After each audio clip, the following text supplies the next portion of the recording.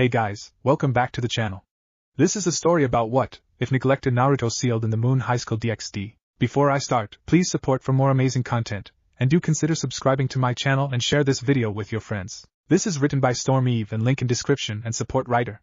Let's start the video. Disclaimer, Storm Eve does not own anything. For as long as anyone could remember, women have ruled the world and men have become basically non-existent for at least a few thousand years. It all began after the battle between the devils, angels, fallen angels, yokai, gods and just about any other supernatural factions against one man. This man was by far the strongest in the world and maybe even the entire galaxy. But even though he was the strongest, that was not his strength. His best quality was the fact he could literally annoy anybody to near mental insanity, and in some cases death. Flashback. Is this all you guys got?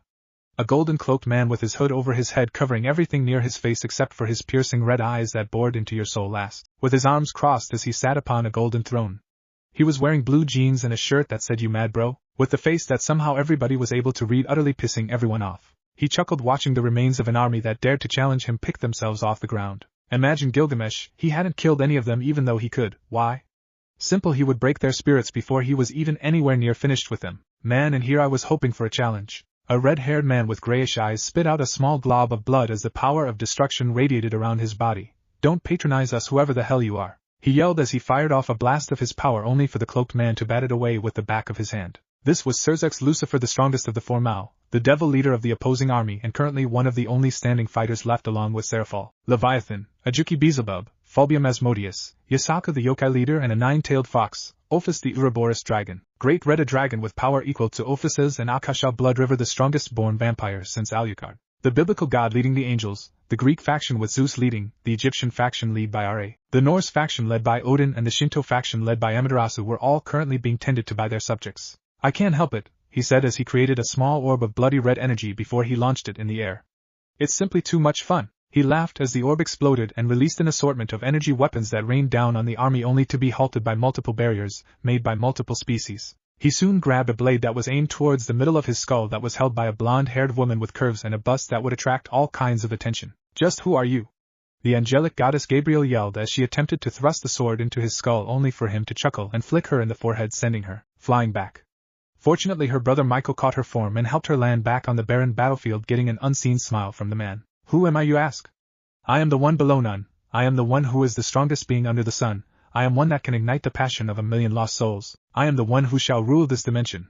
I am dash, he began as the sound of drums began rolling off. I am the one, the only almighty. Wait a minute, what's my name again? He asked, scratching the back of his head as the entire army face faulted. How the hell do you forget your own name? Simple, I'm so awesome. My awesomeness is the only thing I care to remember, and anything that's not near as awesome as I am I tend to forget, he said with a shrug before jumping off his throne into the middle of the army. You may call me king for now, he said as he grabbed an incoming light spear and launched it back towards the fallen angel at least 3 times as fast only for a yokai comrade to tackle them out the way. He was then frozen in a block of ice by Graphia Lucifer and Seraphol Leviathan, only for it to break a few short moments later, as the cloaked stranger shivered for a moment, before he slammed his fist into the ground, and moments later a monumental quake erupted from the earth. All the warriors were knocked flat on their asses as the stranger chuckled. Not bad at all. I think I might have caught a small cold, he said as Graphia and Seraphol gained a tick mark that vanished when he began huffing and puffing until, achoo!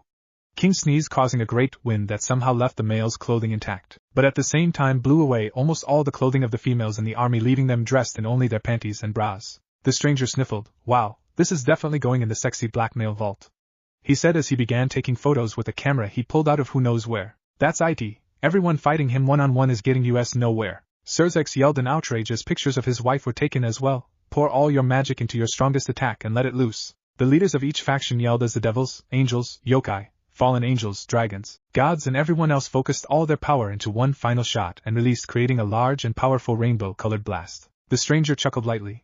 Well, I'll be damned, they passed the test. BOM. Is it over? Seraphol, the childish yet still beautiful Satan, asked as the dust was still settling. Of course it is. Nothing could take that blast, the black-haired gothic Lolita Ophis, also known as the Ouroboros dragon, said as the dust finally began clearing, only for everyone's eyes to widen at the stranger standing on a small spire of the ground as the surrounding area around him had already been eradicated in the blast. He then began stretching and cracking his bones and joints before flaring his power to the maximum, getting them to kneel before him in response to a powerful aura that belonged to a creature that may destroy them all. So when he dropped his power and began laughing his ass off, you could understand the large amount of question marks popping up over everyone's head. Alright, you guys pass, he said as laid down on the ground and looked straight up at the sky like there wasn't an army of pissed and frightful men and women. Oh yeah, I need to give them the rewards for passing the test. But should I tell them what's it for, he thought. Nah, it'd be funnier to see their shocked faces. What do you mean we pass? Azazel asked as he floated slightly closer to the still powerful threat. The hooded man waved a finger in the air from side to side. Now that would be telling. Unfortunately for you guys, I gotta go. But not before you get your rewards for passing the test, he said as he created one ball of bronze light, one ball of golden light and one orb of silver light. One of the orbs quickly came back down into the ground where it began burrowing deeper and deeper and deeper into the earth. The other orb began spinning as it launched out several golden beams towards the males of the army, and they even continued to shower the earth, and some even past that. The final orb simply vanished into the clear sky. The men were enveloped in a golden shell-like object for a few seconds before it died down, and the females looked at them in shock and awe. Oh my god, Gabriel said with a shocked expression as her brother came out of the shell a new man. Sister, what is it, and why do I sound like a female?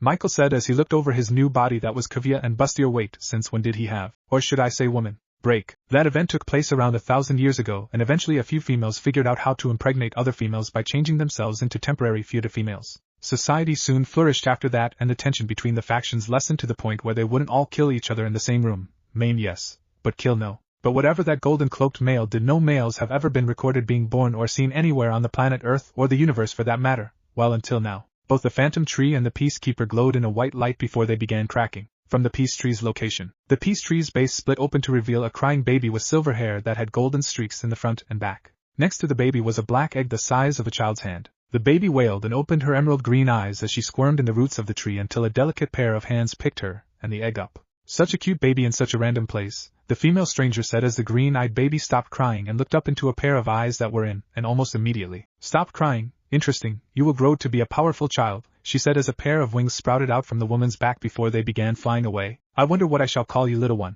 From the Love Keeper's location, the Love Tree's own base split to reveal a sleeping infant with golden blonde hair with silver streaks in the front and back. This baby also had an egg with them, except this one was white. The baby yawned and opened a beautiful pair of sapphire blue eyes and began looking around until a pair of hands picked them up. Oh my Cammy, you're such a cute baby. Well, I can't just leave you in that tree, come on, let's warm you up, the female stranger said as the baby seemed to be drawn to her long red hair. I'm sure the others will love to have a new sibling. Now what do I call you? I think I'll call you Naruto for right now. What do you think of that, Narutan? A clap of the hands, a giggle and a toothless smile was all she got in reply. Break. It was a bright and shiny day in the Yuki household as Mika and Yuki finished preparing breakfast for 3, well 4 if you included pets. Mika was a beautiful girl in middle school with her long brown hair and a top knot that would definitely become a ringer when she became older. Sitting at the breakfast table was one of the home's occupants, and her older sister Riko Yuki, who had golden brown eyes and orange brown hair. Her 3 sizes were 85, 55.5 and 85.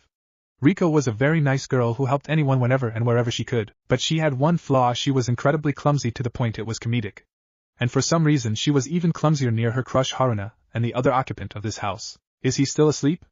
Mikan said as she finished setting the table. Riko nodded before she took out a pair of earplugs and quickly put both of them in as Mikan greedily sucked in a copious amount of air. Naruto Yuki, I swear if you don't wake up right now I will never make ramen in this house ever again. The younger female bellowed as her voice echoed throughout the house, that was soon followed by a thud and a slur of curses that would make a sailor blush before a yellow and white blur rushed into a seat at the kitchen table. The white blur was a white fox the size of a terrier dog, and she had blue eyes with a reptilian slit in the middle. Her name is Shiryuki and the current servant of the Yuki household. Said yellow blur was a handsome male specimen of 16 years with somewhat spiky sun-kissed blonde hair that had silver streaks in the front and back that also fell over his forehead and beautiful blue eye that any girl could get lost in. Around his neck was a deep blue crystal that shined like his eyes. He was tall at the height of 6 feet 0 inches and was well defined like a swimmer's or a boxer's, adding to his charm. This was the last male in the entire world and maybe the entire universe, Naruto Yuki, and he was currently naked. He also had a long fluffy light orange tail and a pair of fox ears on his head. Both females turned away with beet red faces, still not used to the blonde's sleeping habit to sleep in the buff. After a minute Riko managed to stutter out, "And then Naruto-kun, you forgot your clothes again." She seemed completely ignorant to the tail that was waving back and forth, as did her little sister. "Crap, I'll be right back," he yelled as his tail and ears vanished in as if they were never there. Shiryuki went up in a puff of smoke before Naruto took off to go put on some clothes after flashing his housemates again. The smoke around Shiryuki vanished, and in her place was a white snake the size of a child's arm with white scales. His habits had started ever since he moved into the Yuki household around 9 years ago after he ran away from the orphanage so the caretakers could take care of the other kids who needed it. The Yukis found him and his snake, or more like he and Shiryuki found the Yukis instead. Flashback. A 7-year-old Riko and a 3-year-old Mikan with their mom Ringo, who was basically an older version of Riko with the same hair color and eyes, and their mother Saibai, who was an older version of Mikan, were walking back home from the park, and everything was perfect. Ringo's fashion career was working its way to the top of the fashion world, while Saibai's manga was growing quite quickly in popularity, and the two of them were perfectly happy even though they rarely got to see each other. Yep, everything was perfect until a woman dressed in black clothes jumped out from the alley with a gun pointing towards the kids. "Give me all your money now." Saibai instantly jumped in front of her family with a fierce glare in her eyes, while Ringo pulled both of the crying children closer to her and shielded them both with her body. As she watched the mugger try to rob them, the mugger easily lost her cool and began yelling, "Hey, are you deaf? I said give me all your money or I'll shoot you all full of holes." She yelled as she fired off the first bullet at the ground near the Yukis, getting the children to cry louder, accidentally waking up a nearby occupant. "Shut those damn kids up for before I youch," she yelled as a pair of sharp fangs dug into the hand holding the gun. The culprit was a pure white furred fox kit with reptilian slits that detached before letting out a violent growl. Before she could even begin to talk, a pair of sandals smashed straight into her gut and sent the mugger flying into the wall. The culprit was a sleepy 7-year-old boy rubbing his eyes with his slightly longer than normal sleeves. He has spiky blonde hair that covered his eyes and was dressed in black shorts and an orange and black hoodie about one size too big. "Why are you making so much noise?" he whined as he blew the bangs out of his eyes to reveal a sapphire blue eyeball before yawning, revealing a pair of sharper than normal canines. "I was having a really nice dream." The Yukis were shocked that this child, let alone a boy, at how easily he dispatched the mugger. Well, Ringo and Saibai were shocked. Mikan and Riko were blushing at the sight of the cute boy around Riko's age and were currently in awe, and as cheesy as it sounds, were wondering if he was their Prince Charming, or Princess Charming in this case, from the stories their parents read to them before bed. But what shocked them even more, Foxtail coming out from his rear along with a pair of fox ears on his head. The blonde turned towards them for a minute until the pure white kit curled around his neck and began pawing his face. He turned away back towards the alley and began walking back until, "Wait," Ringo said as the child turned back towards them, and Saibai continued, "What's your name?" The boy tilted his head to the side and quietly muttered, "And Naruto, and this is Yuki," he said, pointing to the white fox. Much to the surprise of the Yukis, Riko then spoke out, "Why were you in the alley? I wasn't lying when I said I was sleeping there. Don't you have a place to stay?" the little orange-haired girl asked. Naruto looked towards the ground. "Not anymore." "Why, you can stay with us, right, Mom?" Riko asked with her large yellow eyes looking up towards her parents. That was soon copied by little Mikan / the final edition was Naruto's Foxtail, moving side to side excitedly, and under the pressure of the puppy dog look, both parents soon gave in and invited the blonde and his fox to crash at their place for a while, never knowing it would become a welcome permanent stay. And flashback. One of his tendencies happened to be sleeping in the buff. "Hey, Riko?" Mikan asked with a beet red face. "Yes, Mikan?" Riko replied with an equally red face. "Is it strange that I never get used to seeing him naked?" she said seriously, that was ruined by her tomato-red blush as a now-dressed Naruto dressed in a pair of dark blue pants, with a matching shirt that was supposed to be buttoned up in the front, but Naruto had it open, showing a regular crimson shirt underneath that was just a bit tight. "Good morning, Mikan-chan, Riko-chan," Naruto said, giving the girls a hug and nuzzle from Yuki before he began eating with gusto. That was soon followed by Riko and Mikan until Riko had decided to ask Naruto a question that had been bothering the both of them. "Naruto-kun, are you sure about transferring to my school instead of just staying here? I mean, it's not like you need to go, you're smart enough as it is," she said, getting a questionable look from the blonde before her eyes zeroed in on her plate of food. "I mean, I'm sure Harna, Asia, Oriheim and the others will love to meet you. Maybe too much." She finished with the last part under her breath, as she didn't really want Naruto to be taken away from her by some girl he meets at her school. There was a small chance that he might fall in love, as dense as he is, and for some reason her heart couldn't take the thought of him falling in love with anybody else. Naruto warmly smiled before he wrapped his arms around Riko's and Mikan's frame and pulled both of them into his chest. "Are you scared someone might come to take me away from two of my favorite girls?" he asked, getting the two girls to produce a full-body blush before Yuki began slamming her tail on the table, signifying it was time to go. "Come on, let's all walk together," he said, only for Riko and Mikan to remain sitting. "What's wrong with you two?" "Nothing, will be out in a second," Riko said as the blonde shrugged his shoulders and walked out the kitchen. Mikan groaned, "Why do we have to a brother complex to the only freaking boy we know?" Riko held up both of her hands and began counting off. "He's really sweet, kind, pretty cute, and he's gentle with just about everything he touches," and the list goes on and on. "Oh yeah, now I remember," Mikan said as she scratched the back of her head. Break. As soon as the three Yukis left their home, women began staring at Naruto with looks of shock and lust written across their faces. Not that Naruto, who was playing with Yuki, noticed whatsoever. By the time they had arrived at Mikan's school, the two female were internally growling. "See ya later, Mikan-chan," Naruto and Riko said with a heartwarming smile as Naruto ruffled Mikan's hair, much to her embarrassment and annoyance, before he decided to kiss her forehead in front of the entire student body. For the record, she didn't blush like a ripe tomato. Nope, not even a little bit. He pulled back a moment later and waved goodbye as Naruto and Riko continued their journey to school. "Bakanaiken," she muttered before she felt the numerous and deadly stares aimed at her very being. She slowly turned her head to see her fellow classmates glaring at her before she was bum-rushed by her two best friends. Who the hell was that Mikon? Mikon nervously laughed.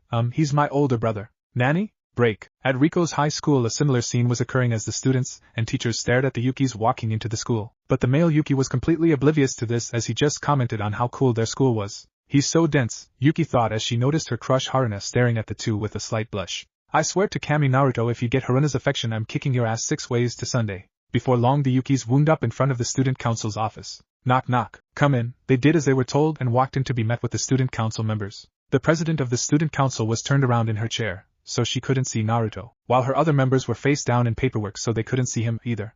Sona-san, we're here for Naruto's schedule, Riko said with a nervous glance, glad that no one had decided to lift their heads up from the mass amounts of paperwork. Sona Citri was a beautiful young woman with a pair of red-rimmed glasses. She seemed to have an aura of ice around her that none would dare to enter. In truth Sona was a devil of the 72 pillars and the heiress of the Citri clan. Her older sister Serfal was one of the 4 Maos, an overseer of hell, so the heiress part fell onto her. In actuality being an heiress is not a good thing. You usually had to get married to some jackass from another pillar. She actually beat her fiancé in a chess match. But that hadn't stopped the girl from still trying to this day. But back to the story. Here we go Naruto Uzumaki. You share the same periods with your sister. You shall be given your uniform during class, Sona said still not looking up from her paperwork. But the other members of the council/peerage looked up and saw the first male seen outside of a textbook standing next to the shy Yuki, also called Usagi, behind her back due to her skittish nature. It's very nice to meet you Sona-chan, Naruto said with a quick bow before he and his sister began walking off to class. Sona's head snapped up and watched the Naruto and Riko walk out the door. Sona slumped into her chair with a strange expression across her face before she reached into her pocket and clutched something in her pocket. Where have I seen him before? A few minutes later. So Riko-chan, is it alright if I meet your friends? Naruto asked with a tilt of his head. Riko just giggled and patted the top of Naruto's head before she nodded. Naruto! Someone shouted from down the hall as a black blur knocked students down and raced towards Naruto extremely fast. Naruto simply stepped to the left, causing whatever was racing in the hallway to crash into the wall. Hello Momoyo, Naruto said before 2 pairs of hands began groping his chest. The culprits were a dirty blonde hair with short curls and a lecherous grin across her face and a black-haired girl with large pigtails and a pair of spiral glasses. Along with those two were the pure Haruna Serenji, the sweet Asia Argento, and the gentle Oriheim. Haruna was a shy girl with short purple hair and green eyes with a nice figure, while Asia was a blonde with green eyes on the clumsy side with a nicely developed figure. Oriheim was an airhead that had long orange and very curvaceous figure. Ano, it's very nice to meet you, Naruto said with a polite bow. My name is Naruto Yuki. It's very nice to meet you all. Thank you for taking care of Riko-chan for all these years, he said with a large smile across his face. So this is your older brother Riko-chan? Riko asked as she walked around him surveying every part of his body. Well, I must admit you have a mighty fine brother. Riko blushed at seeing her brother being molested, but the male Yuki simply didn't care. It made sense since Ringo liked to grope girls after being in the modeling business for so many years, and when she met Naruto, Ringo instantly wanted to get him an outfit that would look good on him, so she could see how he wouldn't react to the groping. Risa, Mio, get off my brother. Oh, is that jealousy I hear in your voice? Risa asked with a devious smirk. Looks like someone is a bro-con, she grinned when Riko turned an even brighter shade of red. Naruto piped up and stared at Riko with a curious expression across his face. Riko-chan, what's a bro-con? Oh, Kami, Riko thought, and before she could stop Risa from explaining to Naruto what exactly a bro-con was, an evil chuckle rang throughout the hall. The chuckle belonged to one Momoyo. Momoyo Kawakami was a beautiful and powerful teenager with red eyes and a bountiful bosom that rivaled that of Akino Himejima. There was only thing wrong with her: she was somewhat insane and had an obsession with fighting, defeating and maybe even raping Naruto. Her clique of friends/family were currently all in detention for getting into a fight with a rival gang, leaving Momoyo unrestrained. Oh Naruto, do you want to play?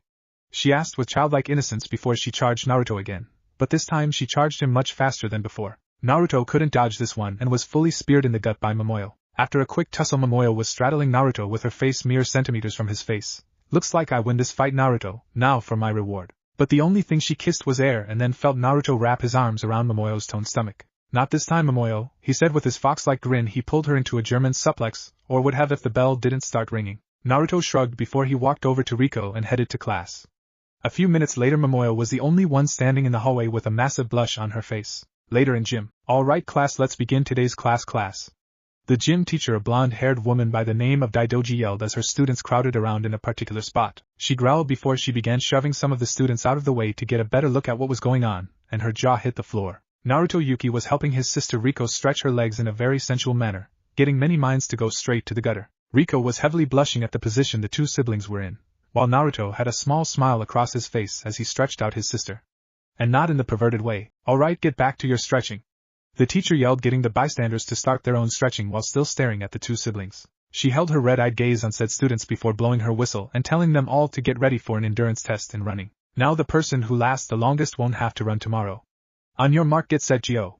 She ordered as the students took off. An hour later. Unfucking believable, it shouldn't be possible the new student had been running for the past hour. But that wasn't the problem. The problem was that he didn't even look remotely tired or out of breath.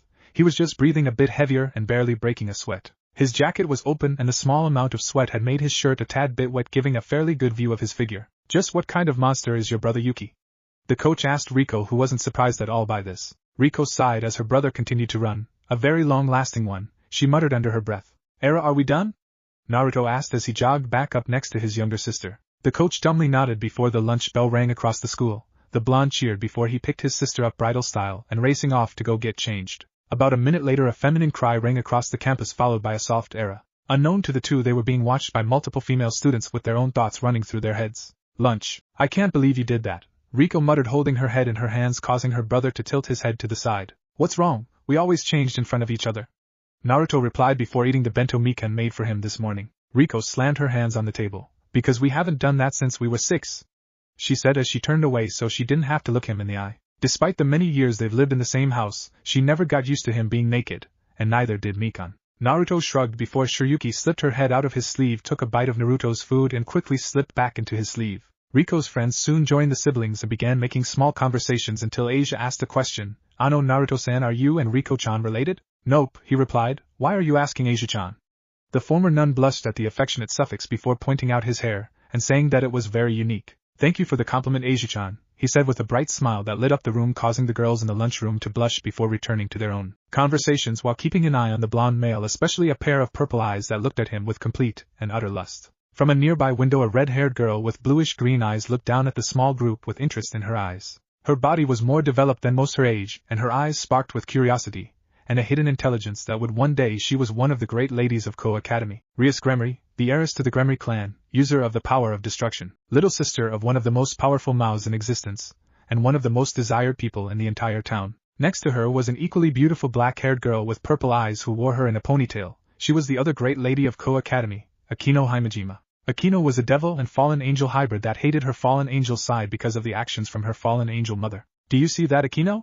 Rias asked as she watched her bishop interact with her friends and the new student. The Nadeshiko gave a quiet nod to Rias's question, but kept her eyes solely focused on Naruto and that warm smile he currently had on his face. She liked that smile and she also wanted to break it. Just the thought of him being the M to her S made him all the more interesting. It helped he also happened to be extremely attractive. Tile, Rias finished only to notice that Akino wasn't paying attention. She let out a sigh before snapping her fingers in front of her queen's face, knocking her out of whatever trance she was in. Era, what is it, Bucho? I asked if you could get a reading on his magical potential? The rune-haired princess asked. It would be very beneficial to not only her peerage, but the whole devil faction if she could get him to join her side, and it looked like her adorable bishop made an impact on the blue-eyed boy. Akino gave a quick nod before releasing a small wave of energy. This was a technique similar to a dolphin's echolocation, except for the fact that this version could also gauge someone's magic level as well. Her eyes snapped open in something similar to confusion. I can feel something from Yuki-kun, but I can't get an accurate reading on it. It feels like a whirlpool of different energies all converging into a single body, Akino explained as Ria slightly frowned at hearing the new information, unknowingly showing the exact same expression as Sona, who was having a similar conversation with her own Queen Tsubaki.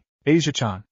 A new voice called out, getting the group's attention before someone's hands began groping Asia's breasts from behind, causing the blonde nun to cry out in surprise. The groper was none other than Rias Gremory's pawn Isamu Hayadu. She had spiky brown hair that became straighter as it ended at the back of her back. Her brown eyes sparkled with power of the pervert as she continued to grope the nun. Where had he seen this before? Naruto wondered before a similar cry came from his left side to see Risa grope his sister's crush Haruna. Girls are weird, he muttered as he returned to his food before he had to duck an incoming blue/purple missile, which was quickly followed by a black missile. Hi Miyako-chan, Momoyo-chan.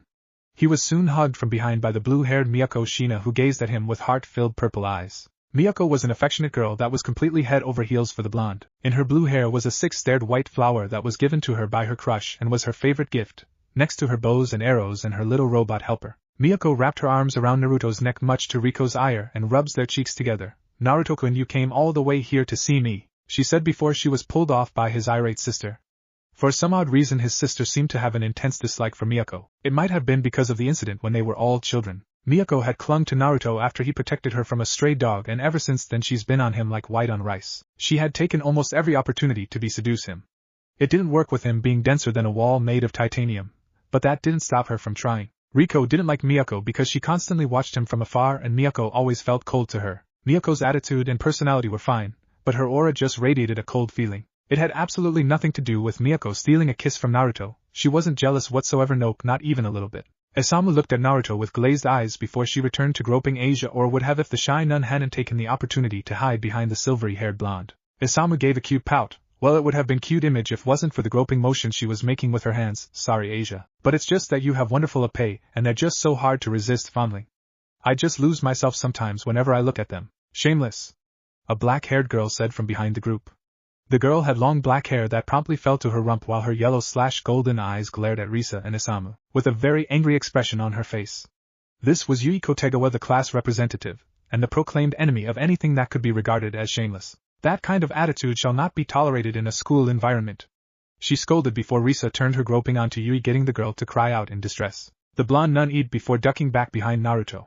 The blonde chuckled before his eyes widened before he looked up towards a window. He locked eyes with a pair of greenish-blue eyes and a pair of purple eyes. The greenish-blue eyes belonged to a beautiful girl with long red hair, a very shapely and curvaceous figure, while the pair of purple eyes belonged to an equally beautiful and curvaceous girl with black hair who wore it in a high ponytail. He held their gaze for a moment before he felt sure Yuki slapped him upside the head. Naruto raised an eyebrow at the snake before he gave the two in the window a small wave before returning to his lunch. Interesting. The Naruto-san, can I have some of your food?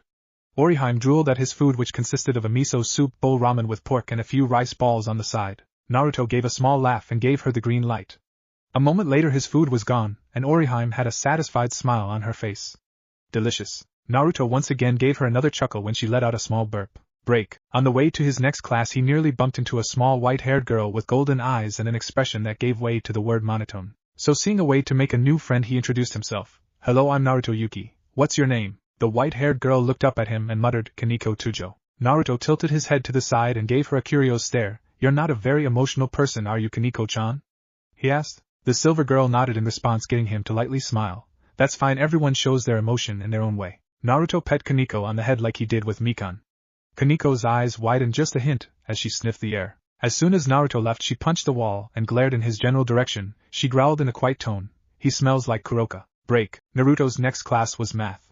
He helped Riko with her schoolwork multiple times to the point where it only gave him a little bit of trouble. The blonde peeked over his shoulder a little and blue eyes met slit red eyes. The owner of the red eyes was a very alluring silver-haired girl who had a figure that could make a few girls openly drool. The girl's eyes narrowed dangerously as she glared at the blonde-haired boy. However, instead of fear or glaring back at the red-eyed girl, Naruto gave a simple smile before turning back towards the lesson. Red eyes narrowed even further before dismissing the blonde as a threat, as he had no supernatural presence whatsoever. Naruto inwardly chuckled as Shiryuki squirmed around in his shirt. The white snake slipped out of his shirt with just her head showing and peered at Naruto with big silver eyes. Said blonde rubbed the snake on her head. I can't feel a lot of love in this city bar a few people, he thought with a light frown on his face. He turned his gaze to a rather plain girl with long brown hair and a small hint of freckles on her face. Naruto picked up on the smells around and noted the scents of at least 4 other types of creatures on her. Or maybe there's more love than I thought. A few hours later. So how was your first day of school? Riko asked her adopted brother. Naruto gave a small frown. It was sort of boring. How can you stand an entire 5 days of this? He asked, causing her to giggle. Glad you find this funny, Riko-chan. Naruto gained a devious glint in his eyes before he poked her sides, getting her to release a loud eep in response. Baka, she muttered and gave him a light glare. Naruto hugged her with one arm before kissing her cheek. You know you love me, he said, ignorant to the blush on her face. Unfortunately, she said, getting him to face fault into the sidewalk. You're so cruel, Riko-chan. Perhaps Mikan-chan will appreciate my affections, he lamented. Riko inwardly growled. You're such a baka, Naruto-kun. You're so oblivious to everyone's feelings that it's just plain mean, she thought as she and Naruto finally arrived at Mikan's school, where the brown-haired girl was waiting patiently. You're late, Mikan huffed and turned away from her elder siblings. She eeped aloud when her brother once again kissed her forehead before lifting her so she could sit on his shoulders. What are you doing? Put me down. Naruto gave a small pout. Ah, come on, you used to love riding on your brother's shoulders when we were younger. In my eyes you're still the same adorable spoiled little girl that dragged both of her older siblings onto the same bed with her when there was a thunderstorm outside, he said, causing her to blush. It was true, when they were younger Mikan always woke up her elder sister before both of them went to Naruto's room and promptly fell asleep on either side of him. Shut up, Mikan sputtered before she noticed all the stares she was getting from other people on the street. She inwardly growled at all the girls gawking at her brother, some were girls her own age, some were Riko's age, and there even a few that were her mother's age. It's like they've never seen a boy before. Just take us home.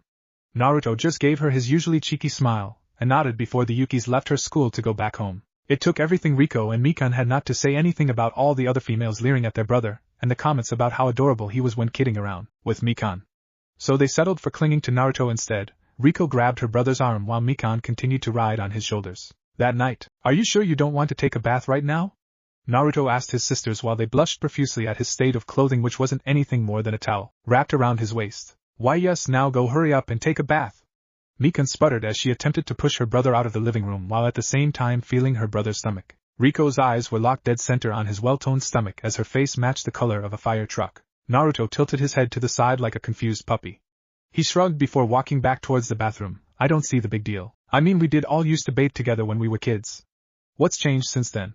he asked himself as he started the bath water. Both of his sisters were extremely nervous around him around the time they hit puberty. The only person that would even bathe with him anymore was Yuki, and she would usually snap at him when he tried to get in the bath. He closed his eyes as he relaxed in the warm water. The blonde reached for the soap only to feel something soft and squishy instead. On instinct he gave the object in his hand a quick squeeze, getting a moan in response. His eyes snapped open and happened to see one of the prettiest girls he had ever seen. She had long pink hair that flowed down to her bottom, emerald green eyes that were filled with mischievous intent and happiness, and a long black tail that swayed from side to side, and she was naked. Bonus, and it wasn't even his birthday. "Hi," the pinkette said as she gave him a warm smile before her eyes widened. She grabbed his face and began turning it from side to side like she looking for something, and a moment later she reached down and grabbed his package, getting him to jump out the tub and away from the pinkette. The green-eyed bombshell tilted her head to the side. "Are you a male?" Her mother had told her many stories about the times when males were still around and all the stupid things they did to try and impress females. Naruto nodded a bit wearily. It wasn't every day a pretty girl such as this appears naked in your bathroom, nor do they grab your junk either. "Hi, I'm Naruto Yuki." "Who are you? You're not human, are you?"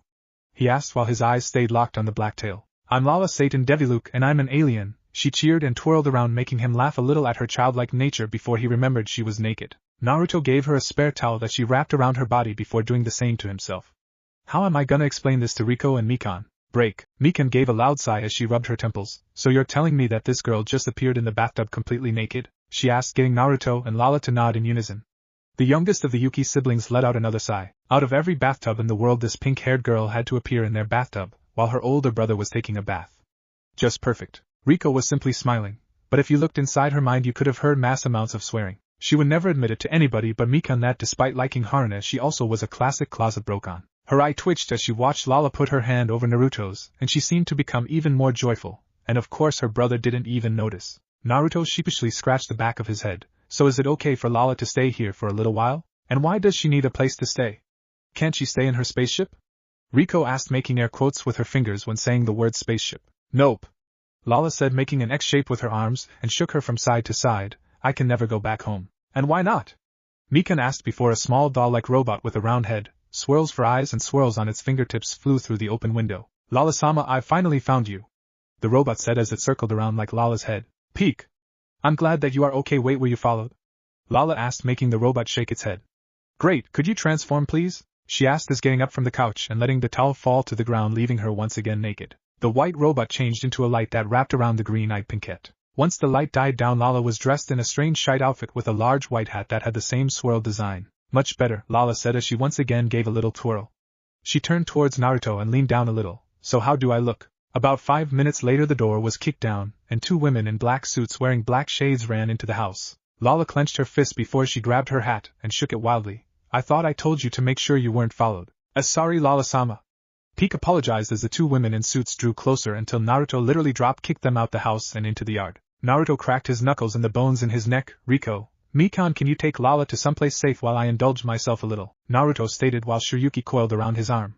Riko and Mikan paled a little before the orange-haired Yuki grabbed Lala's arm and ran out the house faster than you could say wombat. 10 minutes later. "Do you think we've gone far enough?" Mikan asked with a deadpan expression as the 3 wandered the woods a little ways away from the park. Her elder sister had the decency to scratch the back of her head and laugh nervously before a more evil chuckle rang out from nearby. My, what has slithered into my forest today?" A voice hissed from behind the 3. The 3 turned to find one of the strangest creatures they had ever seen. The creature's upper half was black-haired naked woman with scales covering her arms, stomach and back, while her hands were pointed and looked like they could slice through steel. The lower half of the woman was the lower end of a black snake. Mikan screamed as she watched the Yoma coil her body around the three. A proverbial light bulb turned on in Lala's head. I know what you are. The creature raised an eyebrow over slit yellow eyes. Do you now? Lala rapidly nodded her head. I remember from the lessons that Earth had creatures called yokai that looked part human and part animal but were a different species all together. The yokai that looked part human and part snake were called Lamia. The snake woman gave the pink-haired alien a simple glance before letting out a chuckle that would haunt Mikan and Riko for the rest of their lives. Wrong child, I'm no Lamia. You see, I'm what you call a Yoma. Yoma are much deadlier than a pathetic Lamia, and you three shall be my dinner except for the little one. She shall be my dessert. The Yoma said with a hiss as she licked her lips, getting Riko to move in front of her little sister and glare at the snake woman. The Yoma gave a small chuckle at this before she lunged at the trio with extended open jaws. About 5 minutes beforehand. So we're dealing with another stray devil Bucho? Isamu asked while she and the other members of Gremry Peerage trekked through the same forest. The red-headed devil gave a negative shake of the head. No, we're dealing with a rather voracious Yoma known as Afiyuka. Seeing her pawn give her a questionable look, she decided to continue. Yoma are like demonized yokai who eat humans. They're ferocious beasts and care little for other creatures, including other Yoma. They can range from any size to any form. A moment later a scream rang across the forest, causing Rias and Peerage to snap their heads towards the source. Without another word the group sped through the forest to find the Yuki girls and a strange pink-haired girl that had Isamu drooling at her pay. Afiyuka lunged at the three, but before they could even move a blonde blur intercepted the Yoma. Back to the present. I thought I said to take Lala and get to someplace safe, Naruto said before he kicked Afiyuka back into the forest. The white snake gave a violent hiss at the Yoma as it slithered back into view with a bit of blood running down the side of her mouth and a bruise on her cheek. How dare you mar my beautiful face! Afiyuka hissed as her jaws unhinged and yelled at the nonchalant blonde. I will kill you! She lunged at the blonde who slid under the incoming Yoma. Naruto gave a rather dark grin. Shiryuki, let's go a little wild. It has been a while since I've been able cut loose. Die human! Shiryuki, let's go. Mischievous kitsune. The blonde Yuki said as the crystal around his neck glowed as his form into something different. A burst of Yoki exploded from his very being. The Yoki was powerful enough to send a wave of energy that washed over the entire city. Several spiritually aware beings to go on high alert, while one in particular gave a feral smirk. When the yokai died down, it was revealed that the snake Yoma was halted by 3 blonde foxtails with a silver stripe down the middle with a pair of fox ears on top of his head. One tail was wrapped around her neck while the other 2 were restraining the Yoma by her arms. Asia shivered at the nearby yokai washing over her. Bibucho W, what is that?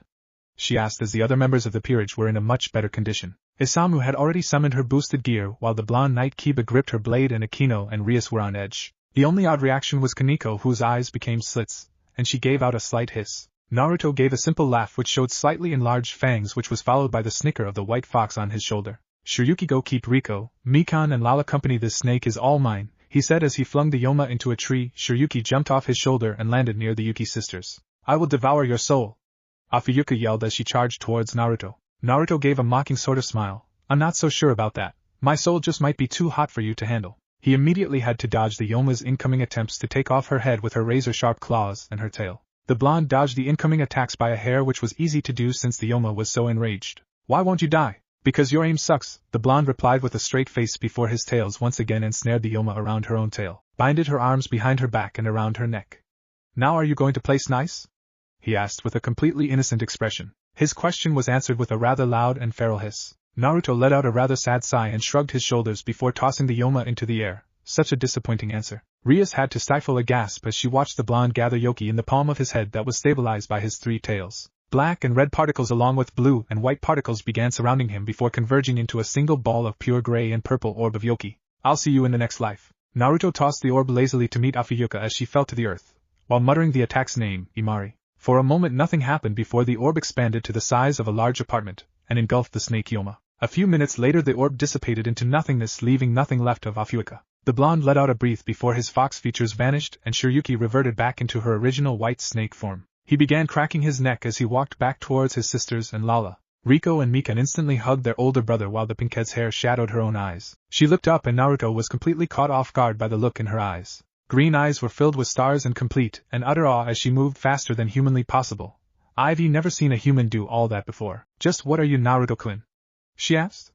Naruto could feel Riko and Mikan twitch at the affectionate suffix before he gave a cheeky smile at Lala, blushing. Lala-chan, I'm what you'd call one of a kind. Mikan's eye twitched. That's a crappy one-liner, she said as her brother face vaulted into the ground with a rain cloud over his head. Unknown location. Multiple different colored lights hovered over different styled thrones in a completely white room void of everything except the thrones, a large floating orb in the middle of the room. Can we get this meeting started already?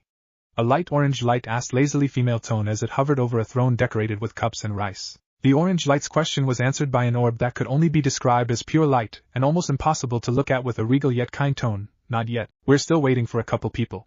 This orb's throne was decorated with feathers and a multitude of bright stars. A floating pink orb moaned in boredom as it floated over a really pink throne. But it's so boring, can we at least have some fun? The pink orb asked with an underlining and sexy tone, getting the white light to groan in response. But before it could reprimand the other orb, two more orbs appeared in the white room. One light was colored yellow and had a throne with strange wings decorating it. The other orb was white with black and red markings, and its throne was multicolored with green, red and even pink. Nice for you to join us, the light orb said with a slightly annoyed tone. The yellow orb giggled like a child in response. Don't be such a stickler. We were busy taking care of some private business and making some preparations. The orb sounded like a young girl barely going into her teen years. Oh? The pink orb asked, and if you could see the orb's face you could imagine a raised eyebrow. This wouldn't happen to have anything to do with our little lover, would it? You know, ever since that incident we're not allowed to directly interfere.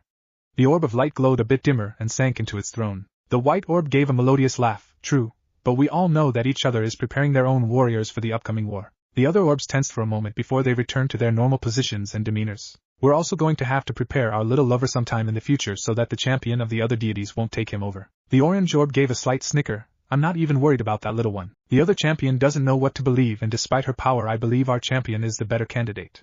What I'm worried about is the alien. The pink orb giggled. Don't be, that girl is still trying to convince herself that she can have our little lover protect her forever. Plus I think she's adorable. Did you see those eyes yesterday? The Yuki household. The sun was rising for a new day after the events of Lala's appearance at the Yuki's home and her subsequent stay. The sun peeked into the youngest of the Yuki trio's room and woke the brown-haired girl within a few moments. The brown-haired Yuki gave a wide yawn before rubbing the sleep out of her eyes. After a quick stretch she left her room and woke up her elder sister, whose room was right next door to her own. Riko stretched out in a similar manner as her sister, but since her figure was more developed her stretching was a bit more provocative than her own. Riko-chan, can you go wake up Naruto Naiken? It's his turn to make breakfast, Mikan said, still half asleep, while her sister, who was in a similar state, nodded lazily. Mikan left for the living room, which housed the television that she always watched when Naruto cooked, but as soon as she turned the TV on she thought she heard something snap. A few moments later she watched as her Naiken run down the stairs and into the kitchen dressed in a pair of boxers and an orange t-shirt, which was odd since he usually slept in the buff. Riko came down the stairs with a noticeable twitch in her eye while Lala was as carefree as usual. Mikan dreaded but asked anyway, what happened? Her elder sister gave an aggravated sigh in response. Flashback. It was a normal day, a normal morning, and it would have been a normal wake-up call for Riko. She would wake up her brother like a good sister, he would flash her like normal, and then the day would continue. So when she opened up the door to his room she definitely didn't expect to see her nude brother in bed with an equally nude Lala Deviluk with his arm in between her bosom. Riko's thought process immediately stopped as her thought went straight to the gutter and assumed that Lala had taken advantage of her sleeping Naruto. The orange-haired Yuki tried to control the anger she felt. Her control was squashed a moment later when she saw Lala snuggle into her brother's chest, or more specifically a spot on his chest that Riko designated as her own. A loud snap was heard and a moment later a heavy pressure descended on the two naked teens. Feeling the pressure, Naruto reacted and jumped out the bed like a cat and waking Lala at the same time. The ditzy pinkette rubbed her eyes and looked around Naruto's room for her warm pillow. Naruto and Lala looked at one another, promptly blushed at the other's lack of clothing. A cough from the still ticked-off sister drew their attention. Naruto-kun and Riko chimed with an innocent expression on her face and a dark aura radiating behind her, as Naruto paled dramatically. Were you being a naughty boy last night? She sang as the blonde rapidly shook his head from side to side. No. Naruto is a good boy, the blonde replied.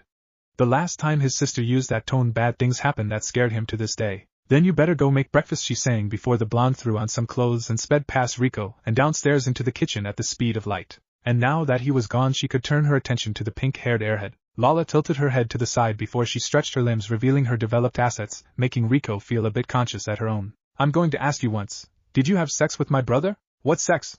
The pinkette tilted her head to the side. Flashback end. Wait, so now we have two people in this house with stripping tendencies? Mikan asked as she watched Lala, who was now dressed in one of her brother's t-shirts and a pair of Riko's panties, play with Yuki, who seemed to enjoy the pinkette's presence. Yep. A moment later Naruto called all three of them in for breakfast. Not that he needed to, the heavenly smell was enough to draw them in anyway. Naruto now had an orange apron that Ringo had bought him. Lala openly drooled at the food laid out for them while Riko and Mikan could better control their saliva as they've grown accustomed to Naruto preparing food. Today's breakfast consisted of onigiri, pancakes, rice balls, eggs and even American-style French toast. The two Yukis and Shiryuki dug into their food with gusto while Lala took a hesitant bite to begin. The green-eyed girl stifled a moan before she matched Riko's and Mikan's pace in eating their food while Naruto looked on with a soft smile. So Lala, where are you from exactly? Lala gave a bright smile towards Naruto. I'm from the planet known as Deviluk. It's really far from Earth, and it's much more developed. It's a lovely place and it rules the entire universe. Mama and mother make sure of that. Mama? Hi, Peak said as she finished charging. Lala-sama's mama is the empress of the universe. Lushan Gid Deviluk. I could not think of a name for a female Gid, so I used her middle name, while her mother is Sephi Michaela Deviluk, the overseer of the empire. Lushan-sama is the strongest in the universe and the muscle, while Sephi-sama is the keeps the peace and is the brains. Together they rule the universe as the strongest married couple in this universe. Wait, so you're saying Lala's a princess? The blonde pointed at Lala, who was munching on a pancake. Lala gave a wide smile towards the three before returning to her breakfast. The clothing robot nodded before continuing. Yes, Lala's the oldest of three, and the next in line to rule the universe, provided she can find a mate before her siblings do. The pink kid glared at Peak for revealing a rather sore subject for her as of late. Does that mean there are other males like Naruto out there? Riko said as she looked at her brother. The small robot crossed her arms and scrunched her swirly-shaped eyes. My database shows that no males have ever been recorded alive besides on any planet under the Devilukian Empire. All of Lala-sama's suitors are female, and breed in the same way you Earthlings do. A knock was heard at the door, getting the small group's attention. Naruto wiped his hands on his apron, before opening the front door. His eyes widened when saw exactly what the person was wearing. The outfit was actually armor that looked like it belonged in a video game. It was a dark gray with red orbs on the shoulder and looked rather demonic in its appearance. The woman wearing it, however, was rather pretty, and seemed to pull off the look. She had long silver hair, blue eyes, and was taller than he was, so he had to look up. Her face was heart-shaped, and a bit androgynous, making her seem more of a tomboy. Naruto's eyes lingered on her rather ample chest for less than a second before meeting her eyes and asking, "Hello, can I help you?" The armored woman gave Naruto a look over before speaking. Yes, have you seen a pink-haired girl with green eyes by chance? You mean Lala? Yes. Can't say I have, Naruto replied. I could have sworn the tracker told me she was at this location, the armored woman said as she checked a small device that was beeping erratically. The blonde snapped his fingers. Well, this city does have a rather large magnetic covering it. Try checking downtown or the police station. Someone might have seen her there. The silver-haired woman nodded her head. Thank you, I'll go search immediate. She was interrupted by a small ringing from the device on wrist that acted as a cell phone. Excuse me, I must take this. Thank you for your help. Hello, Empress. Naruto closed the door after a small wave before walking back towards the kitchen. Who was it? Mikan asked. Nothing to worry about, Mikan-chan. It was an armored lady looking for Lala-chan, but I sent her downtown. The Yuki explained, seeing Lala straighten her back before his own back straightened his back and his eyes widened for a split second. I'll be right back. As soon as Naruto left the kitchen, Lala gave a light giggle. Nariko-chan, how strong is Naruto? The orange-haired Yuki shrugged. Naruto's one of the strongest people we know. He's beaten Momoyo-senpai before, and she can level a building with a couple of punches. Mikan narrowed her eyes as Lala gained a mischievous glint in her eye. It would do well for her to watch this new girl, or else she might take advantage of her Oni-sama. Everything would be fine as long as they didn't kiss or anything. Crash. You lied to me. Maybe. Crash. Why would you lie? You don't even know me. I thought it would be funny. What? Do you know how much crap I had to go through to get here? I was chased by a dog, hit by a mechanical beast, and was chased by the same damn dog again. And it was, I'll kill you. Whoop whoop whoop whoop. Crash. Should we help him? Peek asked while Riko and Lala looked into the living room a bit worryingly. Mikan shook. Nah, he'll be fine. Bang, crash. You son of a whore.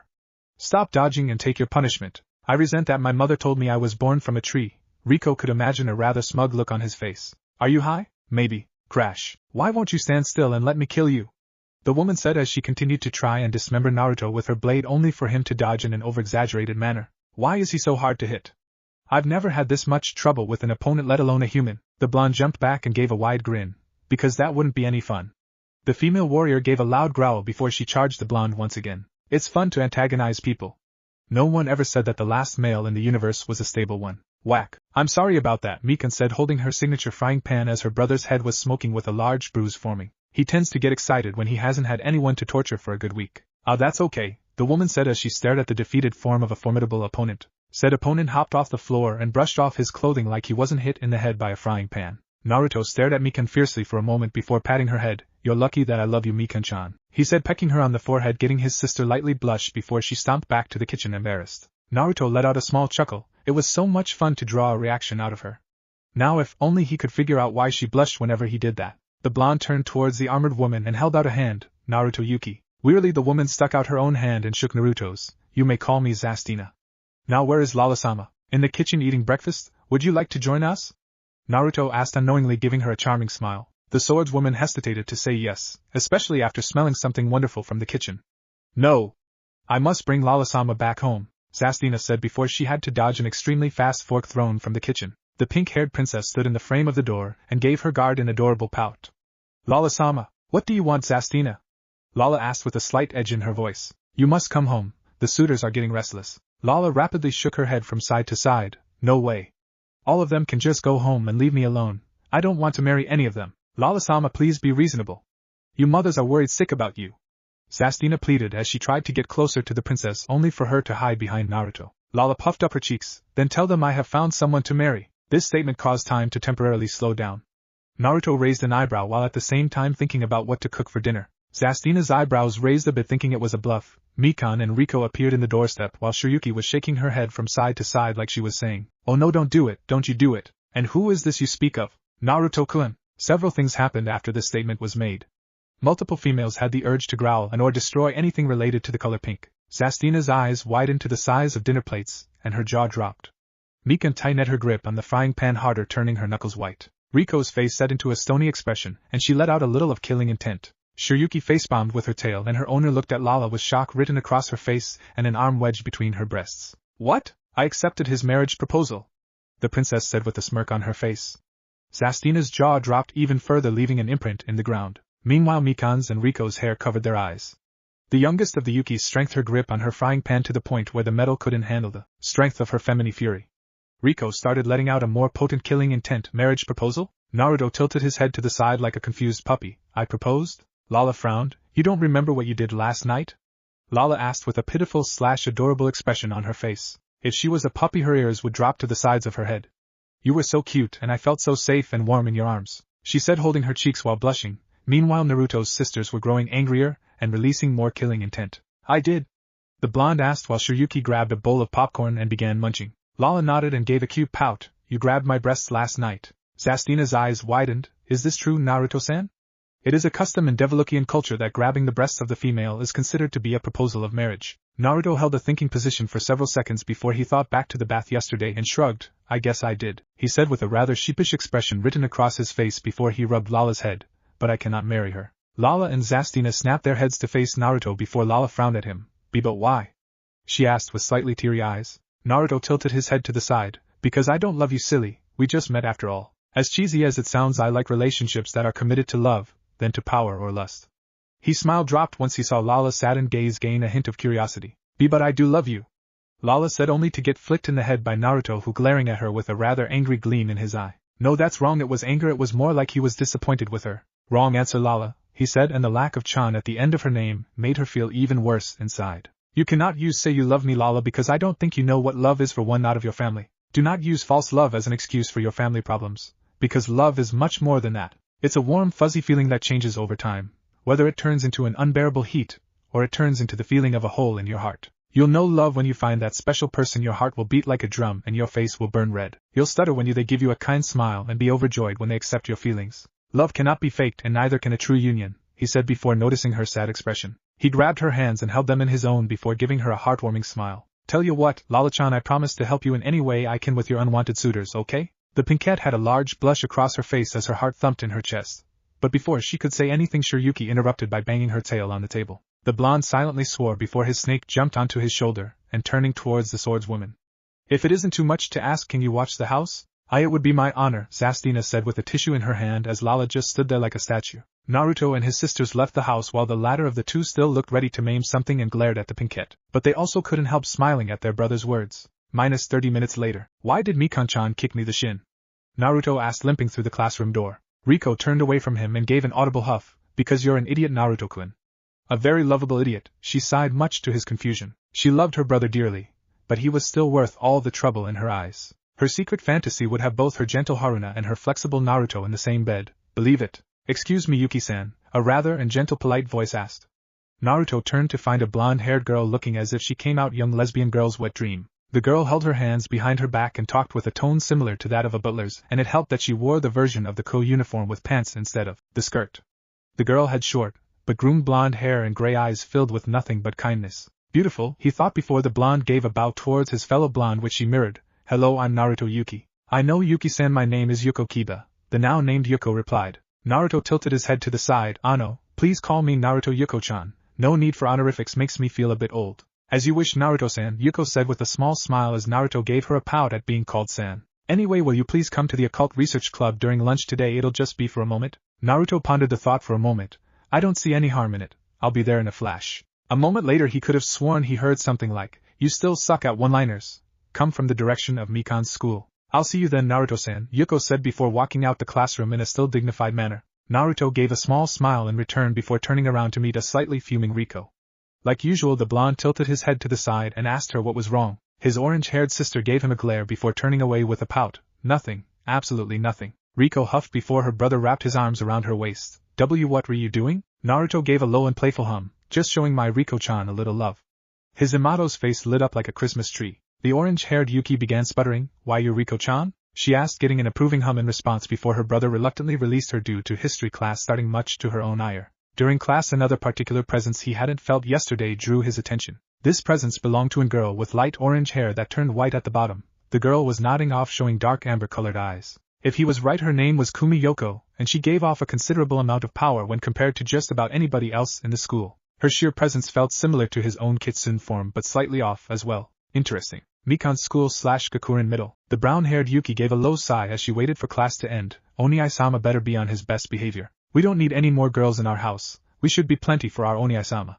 Her face took on a slightly darker visage before the bell rang. A few moments later she was surrounded her small clique of friends. There were the twins Karen and Yuzu Kurosaki, the complete opposite of what you would expect twins to be. Karen had black hair and was the no-nonsense kind of girl, while Yuzu had brown hair and was kind of an airhead. Next to them were Kasano and Shina-sama, a pair of sisters that weren't twins but acted like they were. Kasano had long blonde hair while Shina had pale green hair and acted exactly like Yuzu and Karen respectively. The only difference in their personalities was that Kasano sometimes gives sagely advice and Shina liked to bottle up all her emotions. Ohio Mikan-chan, Yuzu said with a bright smile as her surroundings began to sparkle just as her brown eyes did. It was no secret to everyone except Mikan that Yuzu harbored a crush towards the brown-haired Yuki. You okay, Mikan-chan? The youngest of the Yukis nodded. Yeah, we just got an uninvited house guest. Do tell, another voice interjected, getting the group's attention. The voice belonged to one Millennia Gremory, the niece of Rias Gremory and one of the kindest girls at Kakurin Middle School. She was known to be sort of a small gossip queen and was constantly fighting Yuzu for Mikan's affection.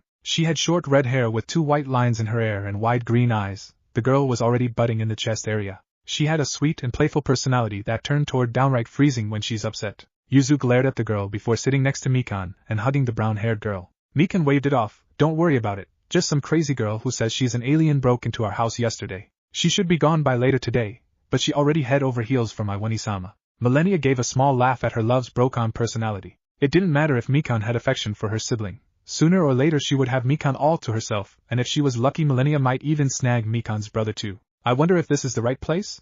Naruto asked. Shiryuki slipped out from his sleeve and coiled around his neck. The white-scaled snake nodded its head, confirming the blonde's question. A soft hand petting her head was her reward. Thanks, Shiryuki-chan. And without a moment's hesitation Naruto stepped through the door to the Occult's Research Club. The room was larger on the inside than it was on the outside and had a very intricate and Victorian pattern. Already waiting for him inside the room were Kaneko, who was eating sweets on the couch while also keeping them out of reach from Asia. Isamu sat on the arm of the couch snickering lightly at the blonde-haired nun's predicament, and finally Yuko was waiting by a large chair along with the black-haired girl from yesterday on the opposite side. There was at least one more person if the sound of the shower running was anything to go by. His thought was proved to be correct as the water stopped, and soon afterwards the redhead from yesterday stepped out clad in nothing more than a towel that did absolutely nothing of shielding her assets. If Naruto was a normal teenager, that his eyes may have lingered, but since when had anyone ever called him normal? Hello Naruto, Yuki-san. Nice to make your acquaintance, Rias Gremory said with a sly smile. Shiyuki's eyes narrowed while Naruto gave his own smile in return. It's nice to meet you as well, Rias Gremory-san. I don't remember telling you my name, the crimson-haired girl said with slightly narrowed eyes as she watched the blonde stroke the bottom of the snake's chin, getting it to relax. Riko-chan talks about you sometimes, he answered back with his blue eyes focused solely on her greenish-blue eyes. His smile then widened into a grin. If it wouldn't be too much to ask, do you mind calling me by my first name? I'm not one for honorifics. Rias's eyes had returned to normal before giving a genuine smile. I wouldn't mind that at all, Naruto-san. Of course you must do the same for me, that is. Her own eyes sparkled with amusement as she watched the blonde's smile being turned into a playful frown. Naruto gave a slight pout and a sigh as he scratched the back of his head. I guess that's as good as I'm going to get, he said as he sat down on the couch next to Asia and Kaneko. Well, Asia, really? Kaneko scooted as far away as possible without getting off the couch. Rias crossed her legs and her eyes sharpened. Let me introduce you to everyone. You've already met Yuko, Kaneko, Asia and Isamu, But we've yet to formally introduce ourselves, the redhead said, referring to herself and the black-haired girl. My name Rias Gremory, and this is Akino Himejima. The black-haired girl with the second largest pair of breasts he had ever seen gave a small wave before returning to her original position. Naruto gave a closed-eye smile. It's very nice to meet all of you as well.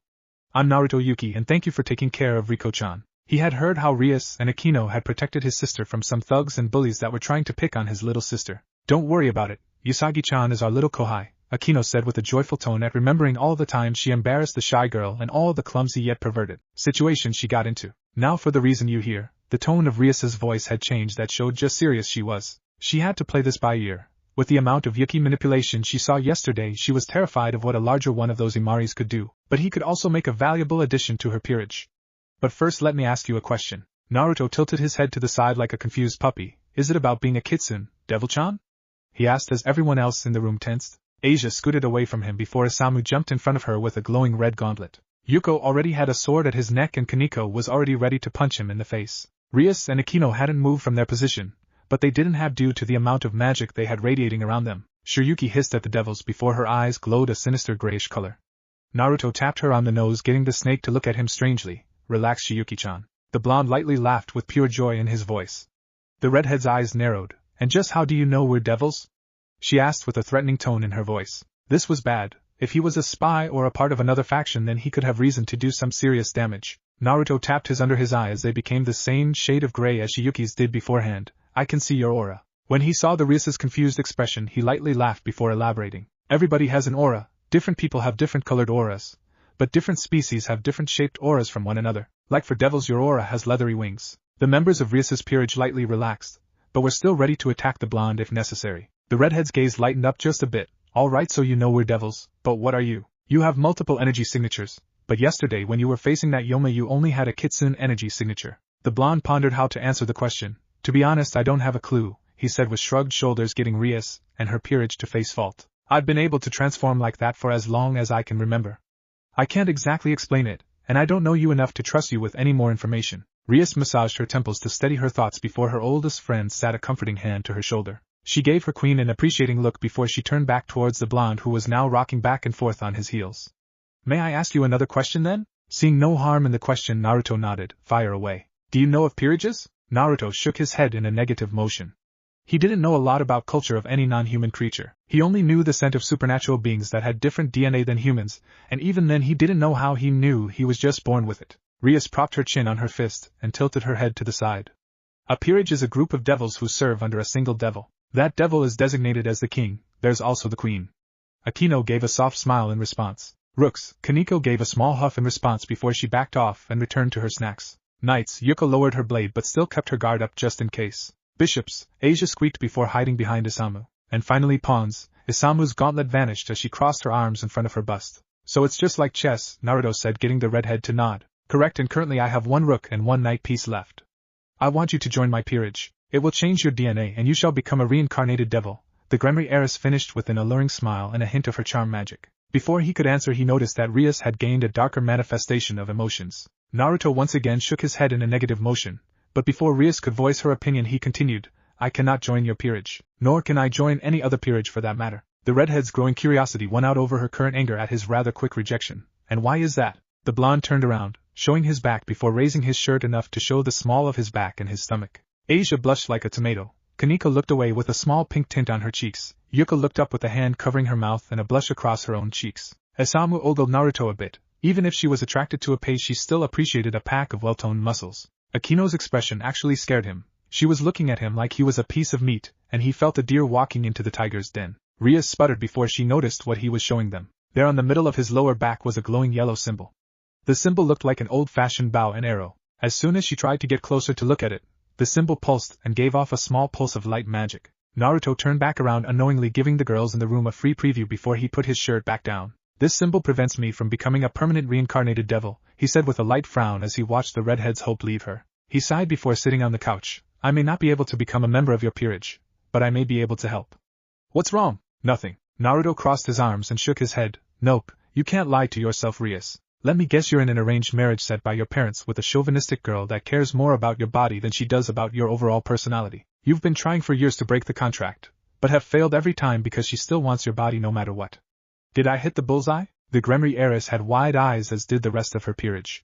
He hit the nail on the head. How did you know that? Naruto blue eyes gained a saddened gleam in them. You'd be surprised about how many girls are forced into this kind of situation, Rias, he said. Picking up on his sadness, Shiryuki licked his cheek with her forked tongue. Naruto smiled fondly before stroking the snake's cheek. Rias sighed before she rose from her seat. She walked to the nearby closet and grabbed her uniform. What can you do? The blonde closed his eyes, bait her. Challenge her to a fight, and then make her give you as much time as possible to train. Whatever gives you a chance to win should be exploited. If you say she's arrogant, get a handicap. It may not seem righteous, but then again it's your life. The redhead nodded while at the same time changing clothes while her guest continued to keep his eyes closed. She was a bit disappointed that he hadn't peeked, but at the same time her respect for him jumped up a notch. I can see why Momoyo is so smitten with him, and that's why she laughed at me when I asked her to ask him to join my peerage. The bell for the next class rang, signaling the end of their meeting. Shiryuki slithered back into his uniform and popped her head out of his sleeve. The blonde left the room while Kaneko glared at him before she sniffed the air again. Her eyes widened even further than they did yesterday, as she let out a small hiss. Leona, back at lunch with Riko. What's wrong, Riko-chan? Haruna asked as she watched her crush sulk with a cloud of rain and lightning overhead. My knees in Zabaka, she muttered as she poked her food with her fork. Orihime gained a curious expression at this before putting a finger to her chin. I've been meaning to ask you about him. Today the orange-haired bombshell was accompanied by her friend Ichihime Kurosaki. Ichihime was a teen with a snappy attitude, and the tendency to lash out at perverts due to her living with her mother for years. She had spiky orange hair that reached down to her shoulders. Her chest was just a bit smaller than Orihime's. She was taller than most girls and reached Naruto's height. Her brown eyes were serious, and she had a small smile set on her rather pretty face. Oh, please don't tell me she has a crush on Naruto already, Riko pleaded to any deity listening to her pleas. Why haven't we ever seen him until yesterday? She asked as the other girls at the table looked at her. It was a fairly good question to ask. Orihime wasn't the smartest girl, but for some reason she made good comments and asked good questions. Riko inwardly sighed in relief. Naruto-Nizen never had a need to go to school, and you'd be surprised to know that he was antisocial. When he was younger he had a brilliant mind and easily passed all the online classes he took, she said with a smile as she reminisced about trying to get him out the house. He was very shy and never liked to meet new people. It wasn't until he met Momoyo and her gang did he start to come out of his shell, and it turns out the more friends he made, the more his shell cracked. She frowned slightly as another memory resurfaced. He also helped a lot of girls break out their shells as well, except for one girl. But to this day he keeps trying to get her to come outside. He recently entered our school because he just recently got back from his trip in Paris with my mother. She left out the part about those girls gaining small crushes on her blonde brother. Ichihime crossed her arms before taking a bite out of her lunch. Your brother sounds like a pretty cool guy. Ah, thanks, I feel all special now, Naruto said from behind her, getting the girls to jump up in surprise. What the hell? Ichihime yelled as she began choking on her food. Naruto quickly paled before patting Ichihime's back, getting the food to go down. The orange-haired girl glared at him while trying to regain the oxygen she wasn't previously able to intake before looking back at Riko. I take it back. Your brother's a. Naruto's hair seemed to wilt, and his eyes started to tear up before he sat in the corner muttering about mean strawberries. Ichihime gained a tick mark over her eye as the blonde Yuki continued to mutter something about strawberries. However, before she could do anything he was abruptly tackled by a pink and black blur into the wall. Naruto had swirls in his eyes as he was sprawled out on his back and someone was straddling his waist. Naruto-kun, a familiar peppy voice called out before snuggling into his chest. Naruto's eyes returned to normal before he looked down to see Lala looking at him with innocent green eyes and dressed in the Ko Academy uniform. Nearby a chopstick was snapped in half and Risa was watching. Lala's cloth-covered bust was smashed into Naruto's chest with a small amount of drool and many thoughts running through her head as well as her companion Mio's. Naruto tilted his head to the side. Lala-chan, what are you doing here? You're supposed to be watching the house, he lightly scolded, getting the pinkette to pout like a child. Mao, but I miss you, she said, tilting her own head to the side. Naruto gave a soft sigh before petting her head, getting her to smile. He couldn't stay mad at that childish expression. How'd you even get a uniform? I asked the principal, and she said sure, you're pretty, so here I am, she said with a wink. Ahem, a female coughed, getting the two airheads to turn. Standing there was Momoyo, who had her arms crossed under her bust and had a sinister grin on her face that was mirrored by the hellish aura around her. So who's this Naruto? Strange thing was, Momoyo flirted with more girls than anybody in the entire academy, but when anybody flirted with Naruto, prepare for hell on earth. Naruto let out a small gulp for one particular reason. Momoyo wasn't alone, she had the rest of her gang right behind her. Miyako was already ticked off if the shuddering cold didn't tip him off. Kazuko Kawakami was a short-statured girl with amber eyes and waist-length red hair. She was on the childish side, so her breasts hadn't come in yet, but she still had an athletic figure and was known to be highly flexible. However, she currently had the aura of a large wolf growling at them. She was known for acting and having the keen sense of smell of a dog. Christiane Friedrich was a girl with platinum blonde and a pair of dark blue eyes. In her hair were two red bows that were given to her by Naruto when she came to live with Kawakami family. Her figure wasn't as developed as Momoyo but had a figure more like Riko. Her eyes were set in a glare that could melt even the strongest and thickest of ice. Yuki Mayuzumi was a black-haired girl with her hair divided into two separate tails. Her head dark crystal-like bluish-green eyes. Around her wrist was a small horse that looked sort of like a piñata. She had a shy and withdrawn personality, but you wouldn't believe that from the small and evil smile across her face. Yamimata Neo, or as Naruto liked to call her Mita-chan, was a brown-haired girl with sharp brown eyes who was also known to be a notorious pervert despite her intelligence. She often talks to Risa and Isamu about hentai magazines or other legendary perverted items. She had actually encouraged the blonde to date females and build a harem so he can take the harem router or something like that, so she was actually giving him a thumbs up. As if impervious to the multitude of dark auras around her, Lala spoke with a wide grin. "I'm Lala Deviluk." She immediately went back into snuggling into the blonde's well-toned chest. Momoyo's eye lightly twitched at being dismissed. "May I ask why you're being so friendly with him?" she asked before Lala did something that almost made her snap. Lala nodded before grabbing his arm and placing it in between her impressive bust and rubbed his cheek. "Because I'm his fiancée," she said with complete honesty and a bright and beautiful smile that made him lightly blush. The statement, coupled with the fact that the blonde was blushing, made for a very infuriated group of females. Everyone was focused on Lala as the Kawakami family gave her heavy and hate-filled glares. Yuki tilted her head to the side as her smile turned extremely scary. "Is this true, Naruto-kun?" she said with sheer fury in quiet voice. "Naruto-kun?" Standing in place of Naruto was a blonde scarecrow dressed in his clothing, holding up a sign that said, "Naruto Yuki is not here at this time, please leave a message." The Kawakami family bar Yamamita growled audibly before Momoyo snapped her fingers. "Girls, look like it's another lesson of hunt and catch the blonde," she said before they each ran their separate ways to go catch and possibly teach Naruto. Risa quietly laughed at their predicament before Lala came over to their table. The brunette's eyes sparkled, and before you knew it was molesting the oblivious princess with a perverted gleam in her eye. -20 minutes later, Kazuko was stalking the hallway, banging on the lockers with her spear. "Naruto-Nizan, where are you?" she asked, sniffing the air for his scent. Her eyes darted from side to side before she stabbed a locker. She tore her spear out and opened the locker to find another one of the blonde scarecrows. "How does he keep doing that, damn it?" the auburn-haired girl yelled before she continued to sniff him out. Naruto was actually hiding in the locker next to it. "I can't outrun them forever, I need a place to hide," he thought before Kazuko's spear came very close to making the last male on Earth no longer capable of reproduction. "Walk out with your hands up." A moment later he was out the locker and Kazuko was glaring at him with puffy red eyes before she began beating on his chest with her small hands. "You're getting married to that pink-haired girl? Momoyo promised that you would marry into the Kawakami family, then we could all share you." Naruto sighed before petting her head with his palm. "I'm not getting married to Lala," he said as the auburn-haired girl's eyes looked at him with curiosity. "Lala's parents are very high up in the world, and because of it she wants to get away from the potential suitors. She wants to get rid of them by marrying me, understand?" Kazuko nodded before rubbing her eyes with her sleeve. "I gotcha, Naruto-Nizan. Good," he muttered before kissing the top of her head.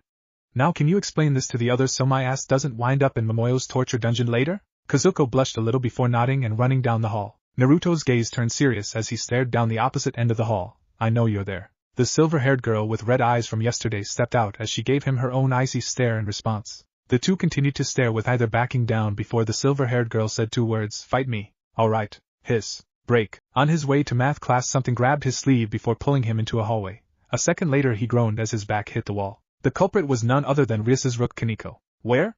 Kaneko whispered as her hair covered her eyes. "Where's what?" the blonde asked before Kaneko looked at him with tearful yet angry eyes. "Where are Kuroka and Leona? Where are my sisters?" The normally stoic girl cried out in rage before throwing a punch towards Naruto's stomach. The blonde with silvery stripes in his hair did nothing to block the attack, but was instead focusing on the feeling within Kaneko. The feeling was hard to identify as multiple darker emotions clouded it, but Naruto pushed past it and found something that made him truly sad. It was the feeling of abandonment mixed with love. "I'm sorry, but I don't know who those two are." "Liar!" Kaneko's fist slammed into Naruto, but instead of the blonde getting sent flying he stood there seemingly unaffected before he grabbed the rook by the shoulders and did something completely unexpected. He hugged her. No one had hugged her since her sisters abandoned her, not even Rias or Akino, and it actually felt nice. Kaneko's eyes were wide, but before she could push him away she felt a gentle hand on top of her head. "I know it's painful to be left behind by those you care about. It's an unbearable feeling that eventually grows until you begin to loathe yourself," Naruto said as Kaneko began struggling. "It's okay, you know, you've made new friends and you have a new family," the blonde said as he began rubbing her scalp. "Let me ask you, are you happy with your life as it is now, Kaneko?" The white-haired girl trembled as the blonde continued to pet her head. Naruto fondly smiled, "Then continue to live your life as it is now, but if you want I'll keep an eye for them." "Why?" she asked, looking up at him with still furious and tear-filled eyes. "You don't even know me, we just met yesterday, why the hell would you help me?" she yelled at him. Naruto gave her a large smile that made her breath stop in her throat. No one deserves to be abandoned or left behind, especially a cutie like you, Kaneko-chan. Plus I know you still care for both your sisters. The white-haired devil/Nico hybrid glared at the blonde, but it would have been more effective if she didn't have a blush racing across her face before she shook it off. If you go back on this, I'm going to punch you square in the balls. Wouldn't dream of it, he said before continuing his walk to math class. But then why does he smell like my sisters? She asked herself before leaving for her own class, fully assured that she would make the blonde keep his promise. Naruto rubbed his stomach. Man, she can actually hit pretty hard. Shouldn't be surprised when coming from an Nikomata. The blonde scratched the back of his head before Yuki hissed from inside his shirt. Wonderful idea. I'm sure Kaneko would love to meet her. Final period. Riko-chan, what's wrong? Naruto asked as his sister kept a stoic expression on her face. Maybe it's a girl thing. I wonder if Lala-chan can help? He asked, getting his sister to audibly growl and glare at the blonde for even mentioning the pinkette's name. But that's not all it was. Riko grabbed Naruto's ear before pulling it to her level. You're fighting after school today, aren't you? She accused, seeing the blonde shrink back a little. I knew it. You know how I feel about you getting into fights, especially with people like Moka Ayakashi. I don't want you getting hurt. A moment later, Riko was engulfed in a hug from her older brother. She could definitely feel all the muscles in his body and even Yuki, who was coiled around his neck. She blushed at the closeness, and said blush increased when more and more girls took note of their position. I'll be fine, Riko-chan, it's just a friendly spar. But I'll be extra careful, he said with his usual grin. His sister sighed before she returned to her work before making a quick phone call to Mikan to come to the Kawakami dojo after school today. Hold on a minute. A voice called out from outside the classroom before the doors opened up wide. Yui's, there shall be no fighting among students, she called out before Naruto gazed at her with his blue eyes. Naruto tilted his head to the side. But it won't be a serious fight, and we won't even be on school grounds, the blonde complained, getting Yui to glare at him. No, please Yui-chan? No. And don't be so familiar with me, Yuki-san. Pretty please Yui-chan? Naruto asked with the dreaded puppy dog eyes technique. Yui's resolve began to crumble under Naruto's teary blue eyes, and no, pretty please Yui-chan? The black-haired enforcer couldn't help but look away from the blonde's adorable face. Fine. But I'm coming along to make sure the fight doesn't go too far. She was soon picked up by Naruto and spun around by said blonde, all the while her face was in flames. Put me down this instant. After school at the Kawakami dojo. The Kawakami family household was more of a mansion that had many rooms and many bathrooms, easily enough to fit at least 30 people. However, each of these rooms wouldn't be empty for long. According to Momoyo, these rooms will soon be occupied by many blue-eyed and destructive children. So she just challenged you to a fight? Christiane asked in a slight German accent as she watched her fellow blonde unload one kick after another onto a worn punching bag. Naruto was still dressed in the uniform, but the shirt was open and his arms were wrapped in protective bandages down to his knuckles. Yep, Naruto said before he slammed an open palm into the bag. Said bag was sent flying off its hinges and ripped open when it landed on the ground. Instead of the usual sand, however, was a much heavier substance known as lead. Lala, who was hanging out near Riko and Mikan, tilted her head to the side. Now I want to fight too, the princess complained as she was fiddling with Pion-Kun's warp function to include clothes. Momoyo crossed her arms on a large bust before smirking. I'll gladly fight you, she said, popping her knuckles before she was interrupted by a loud cough from the front gate. Standing at the gate was the silver-haired and crimson slit-eyed Moka Ayakashi with her pretty face set into a small frown. She wasn't alone either. Behind her were 5 other females as well. There was a plain brown-haired girl with a couple of freckles on her cheeks. She had an average bust and an average rear end. Her hair was only shoulder length and her eyes were brown as well. There wasn't anything really noticeable about her besides the muscles in her frame and the way she carried herself as a warrior and the gold chain around her wrist. Next there was a short-statured girl with cyan blue-colored hair done into a ponytail and amethyst-colored eyes. This girl had large breasts easily matching Momoyo's and a well-endowed rear end as well. This girl was arguing with a small black-haired girl with purple eyes around Mikan's age. The next girl had short light purple hair and a blue eyes that had a little bit of purple at the top. Her pupils themselves were actually the same shade of blue as her eyes, giving the notion that she didn't have pupils. He noticed that she oddly looked very similar to Miyako, and she had a figure to match Miyako's. The final girl had reddish-orange hair with emerald-green eyes. She had a pair of fangs poking out from the top of her lips and was currently looking like she didn't want to be here. She smelled similar to Moka, but at the same time she also smelled different. Is this the person you're supposed to be fighting, Nei-san? The red-orange-haired girl asked. She tried to look uninterested in the blonde, but couldn't help marvel at the last male in world, or according to Peak, the last male in the universe. Yes, it is Kokoa, Moka answered with a slightly icy tone. The now-named Kokoa looked at her sister before returning her gaze back to the blonde who was stretching out multiple bones in his body. The large-breasted blue-haired girl scratched her head. But why do you want to fight him? She asked, getting the silver-haired girl to stare at Naruto with a cold and calculating stare. I'm not so sure about that, Kurumu, the girl who looked like Miyako answered before looking at Miyako with a small smile. Am I right, a new, older sister? She asked before her group of friends all turned to her with shocked looks. Miyako just winked and let out a small giggle, You'll just have to find out for yourself, Yamato. She answered, getting the girl to slightly pout. Is I mean he at least the one for you? She asked, making Miyako blush and hold her hands to cheeks before nodding. Mizore, who is that? The small girl with black hair dressed in a witch costume asked. The now named Mizore rubbed the girl's hair. That Yukari is my older half-sister Miyako Shina. Before any more questions could be asked, Moka stomped her foot on the ground, getting it to shake for a moment. We can leave the family matters for after my fight with the blonde Yuki. Why do you want to fight him anyway?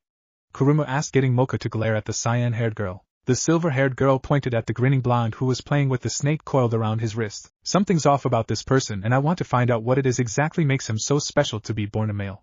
He also may be able to give me a well-fought battle. Naruto savagely grinned before looking at the white-scaled snake and motioning to the left with his head. Shiryuki pouted before nodding and slithering over to Mikan, and coiled around her arm instead. Well then, bring it on, Moka-chan. The two stood there before Moka vanished in pure speed and attempted to take the blonde's head off with a kick that could easily incapacitate much larger creatures than himself. Whack! Moka's group of friends had wide eyes as they watched the blonde easily block Moka's kick that was an inch away from his head with his bandaged palm. Moka was an extremely powerful vampire, so how come Naruto could block her kick like he just did? Naruto gave out a low whistle. That was a pretty good kick. He pushed Moka's leg to the side before quickly slamming an open palm into the surprised vampire's stomach, sending her skidding back. He shook his hand, trying to get rid of the stinging sensation in his hand. She hit just a bit harder than Kaneko. Moka gave a low chuckle. It appears I was right. No human being can block my kick like that and retaliate as you just did. I resent that, Momoyo said with a frown and a growl when she was dismissed by the vampire. Yui tilted her head to the side. Wait, what does she mean by human? The last male watched as Moka stood straight up before rushing him with a Yuki-enhanced punch. However, instead of blocking or countering her attack like she thought he would have, the blonde grinned before he seemed to spin around her attack before hitting the side of her stomach with his elbow. The vampire growled at Naruto before he went on the attack. She immediately had to block a kick to the head with both arms before she retaliated with a kick to his unguarded stomach. Naruto skidded along the ground before flipping to upright position. As soon as looked up, he noticed Moka coming down at him with an axe kick. Naruto grimaced before leaping out the way of the silver-haired girl's devastating kick. Said kick created a large crater in the ground and kicked up large amounts of dust. Momoyo gave an appreciative low whistle while the rest of her gang watched as Naruto rushed into the cloud of dust and physically challenged Moka to close-quarters combat. Riko and Mikan were watching with worried expressions as they watched their brother get kicked out the cloud of dust before Moka chased him down. Lala's eyes were once again wide and filled with stars. Yui's mouth was wide open as she watched the two students fight with unrealistic skills, power, and speed. It just wasn't her either. The group of students that Moka brought along were also watching with surprised expressions written on their faces. The two students stood across from each other. Moka was breathing rather heavily and had a frown on her face, while Naruto had slightly more injuries, but was breathing just fine and was grinning at the vampire. Moka gave a small smile before the two once again met in the middle of the dojo and clashed with either an open palm or a straight punch. It had been a long time since anybody has been able to keep up with her. Naruto cracked his knuckles before tossing off the top half of his school uniform, leaving him in an orange t-shirt. I can do this all day, Moka-chan. Momoyo grinned as she remembered the first time she ever fought the blonde, which was also the first time they had ever met. They had literally fought for a full day until he quit when he realized his mother was at home making ramen. This beats the hell out of homework, Naruto thought to himself before he swept Moka's legs out from under her before following it up with a kick to her stomach. That's odd, Kokoa said after her older sister landed within hearing distance of her. Kuruma was the one to ask, what is it, Kokoa? She asked, paying detailed attention to the fight and a little attention to the t-shirt-clad blonde who was surprisingly keeping up with one of the strongest vampires. Kokoa pointed towards Naruto, getting the blonde to look around before pointing at himself with a curious expression. Can you feel his Yuki? Moka's eyes widened, as did the rest of her groups. Moka's glare intensified as she realized that Naruto hadn't been using any Yuki at all. Fight me seriously, Yuki. Naruto tilted his head to the side. But I don't want to hurt you, he said in response, getting Riko and Mikan to face palm. That was the absolutely worst thing to say to a fighter like Moka. This theory was proved correct when Moka snarled and attacked Naruto like there was no tomorrow. Are you calling me weak? Lala tilted her head to the side as she watched Moka attack her future husband with a new fire in her soul. I don't understand what the problem is, she said with a confused expression. Riko answered, the problem is that Moka is a warrior who takes great pride in her fighting skills, and because Naruto isn't using any special power whatsoever, she thinks that Naruto is holding back because he thinks she's too weak. Mikan continued as she pet Chiyuki's head, but that's not the case at all. Naruto only uses his special abilities when protecting someone. He refuses to use it in something like a friendly spar. You call this a friendly spar? Yui yelled as more and more craters were formed from the clash. This isn't a spar, this is an all-out battle. Kazuko shook her head from side to side. Not even, Nisan is still holding back some. Momoyo licked her lips at the fighting prowess of her beloved blonde. She would have to fight him after this. She loved it when he fought someone up close and personal, and she loved it even more when she was the one he was fighting. Moka leapt into the air with a raised leg before dropping through the air at an incredibly fast rate. Know your place. If she landed this attack, then the blonde would know not to underestimate her and learn his place. Naruto didn't even try to avoid her attack, he just stood there with his eyes closed despite everyone besides Moka and the Kawakami family told him to get out the way. Time seemed to slow down up until Moka's leg was a couple of inches away from his head. The moment before Moka made contact, Naruto shifted to the side and completely avoided the kick. Blue eyes snapped open before Naruto crouched and raised an open palm. He slammed it forward into her stomach, causing her to heave in response. But he wasn't done yet. The male slightly her only to slam her back down on the ground, creating a large cloud of dust. Moka! The brown-haired girl called out as she was about to rush into the cloud of dust. The dust quickly dissipated to reveal a heavier-breathing Naruto sitting by the silver-haired vampire who was glaring daggers at him, while his hand glowed a light blue. When I can get up again, I'm going to kick you square in the balls, Moka threatened. Naruto just waved her off as he continued to heal her injuries. Go ahead and try any time, any place, he said with a challenging grin as Moka picked herself up off the ground. She was about to fall over if the brown-haired girl hadn't caught her. Mark my words, Yuki, this isn't over. Moka called out as the blonde chuckled before Shiryuki slithered around his neck. Naruto gave her a cocky grin. Like I said, Moka-chan, I'll accept any challenge anytime and at any place. I'll be ready for anything that you throw at me. Moka frown turned into a light grin at his declaration. Then be prepared, because next time I will fight you, make you use your Yuki and defeat you, the vampire declared as limped away with the brown-haired girl who glared at Naruto. Kuruma and Yukari followed while Mizore told them she would stay for a little while. Kokoa followed after staring at Naruto with a curious expression, slightly starry eyes and a lightly dazed expression. Imato, Miyako said as she hugged her younger sister. She turned toward the Kawakami family and the Yuki family, plus Yui. Everyone, this is my little sister Mizore Shiryuki, my half-sister from Erika Kazan. Mizore's father/mother. Hello, it's very nice to meet you all, she said with a small bow. Ohio, they all called out with a bow as well, greeting sucker-eating girl. Momoyo put her arm over Mizore's shoulder and pulled the girl inside. Come on cutie, I'll introduce you to everyone, she said before Miyako rapidly paled before chasing Momoyo, who was now carrying Mizore bridal style. Mikan looked to Riko and then to Yui. I'm surprised she's taking this so well. Yui had seen two supernatural people fight, well, once since Naruto didn't use any abilities. She wasn't freaking out at all like Mikan expected her to. Naruto walked over while cracking his bones. So how was I?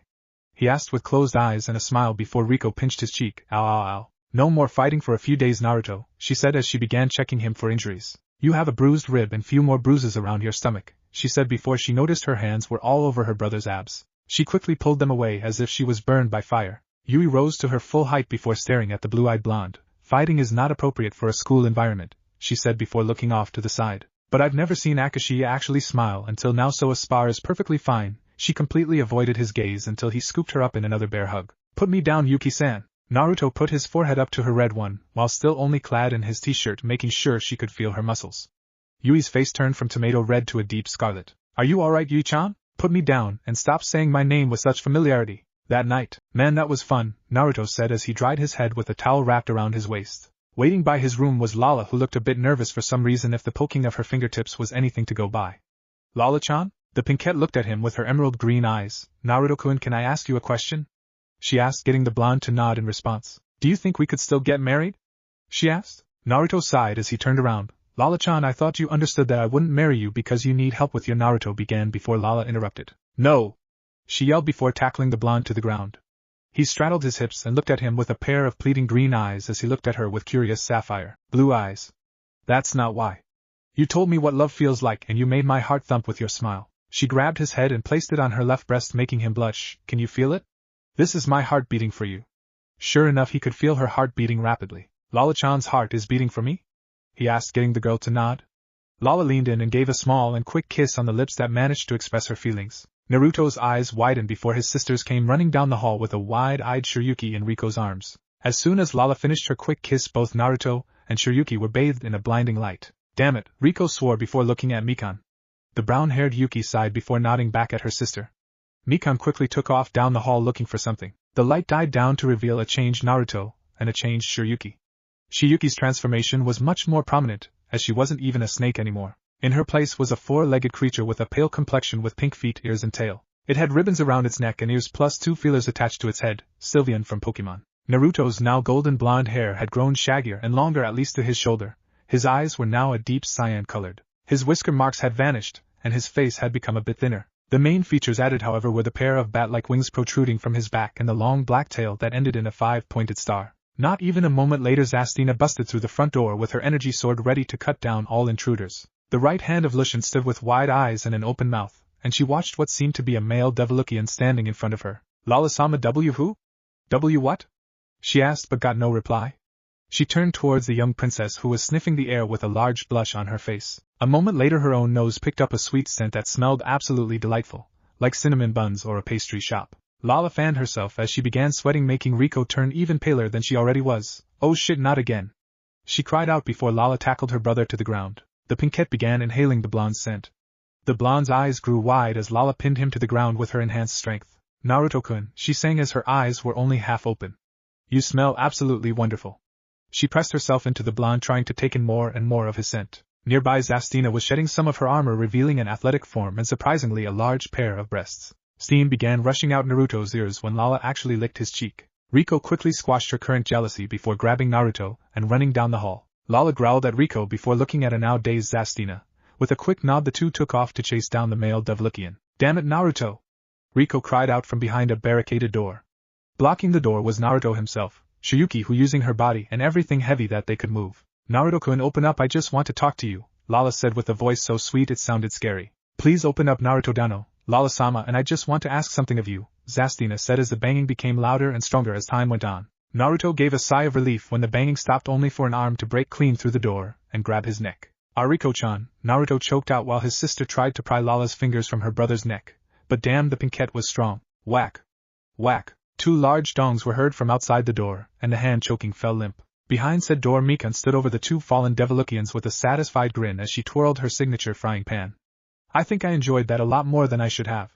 Ayakasha manner. Moka viciously stabbed a piece of steak with her fork before ripping it into with a large knife, imaging a certain blonde in place of the meat. Her mother and two of her sisters watched with a worried yet interested gleam in their eyes. They also looked at Kokoa, who seemed to be in a dazed state as she absent-mindedly poked her food with her own utensils. Akasha Bloodriver, the mother of Moka, was a beautiful pink-haired woman with green eyes dressed in a Victorian-style dress. Said dress enhanced her own assets, making her bust the biggest out of all the women in the house. Kahlua, the second oldest, was an exotic dark-skinned 19-year-old with long blonde hair and crimson-red eyes.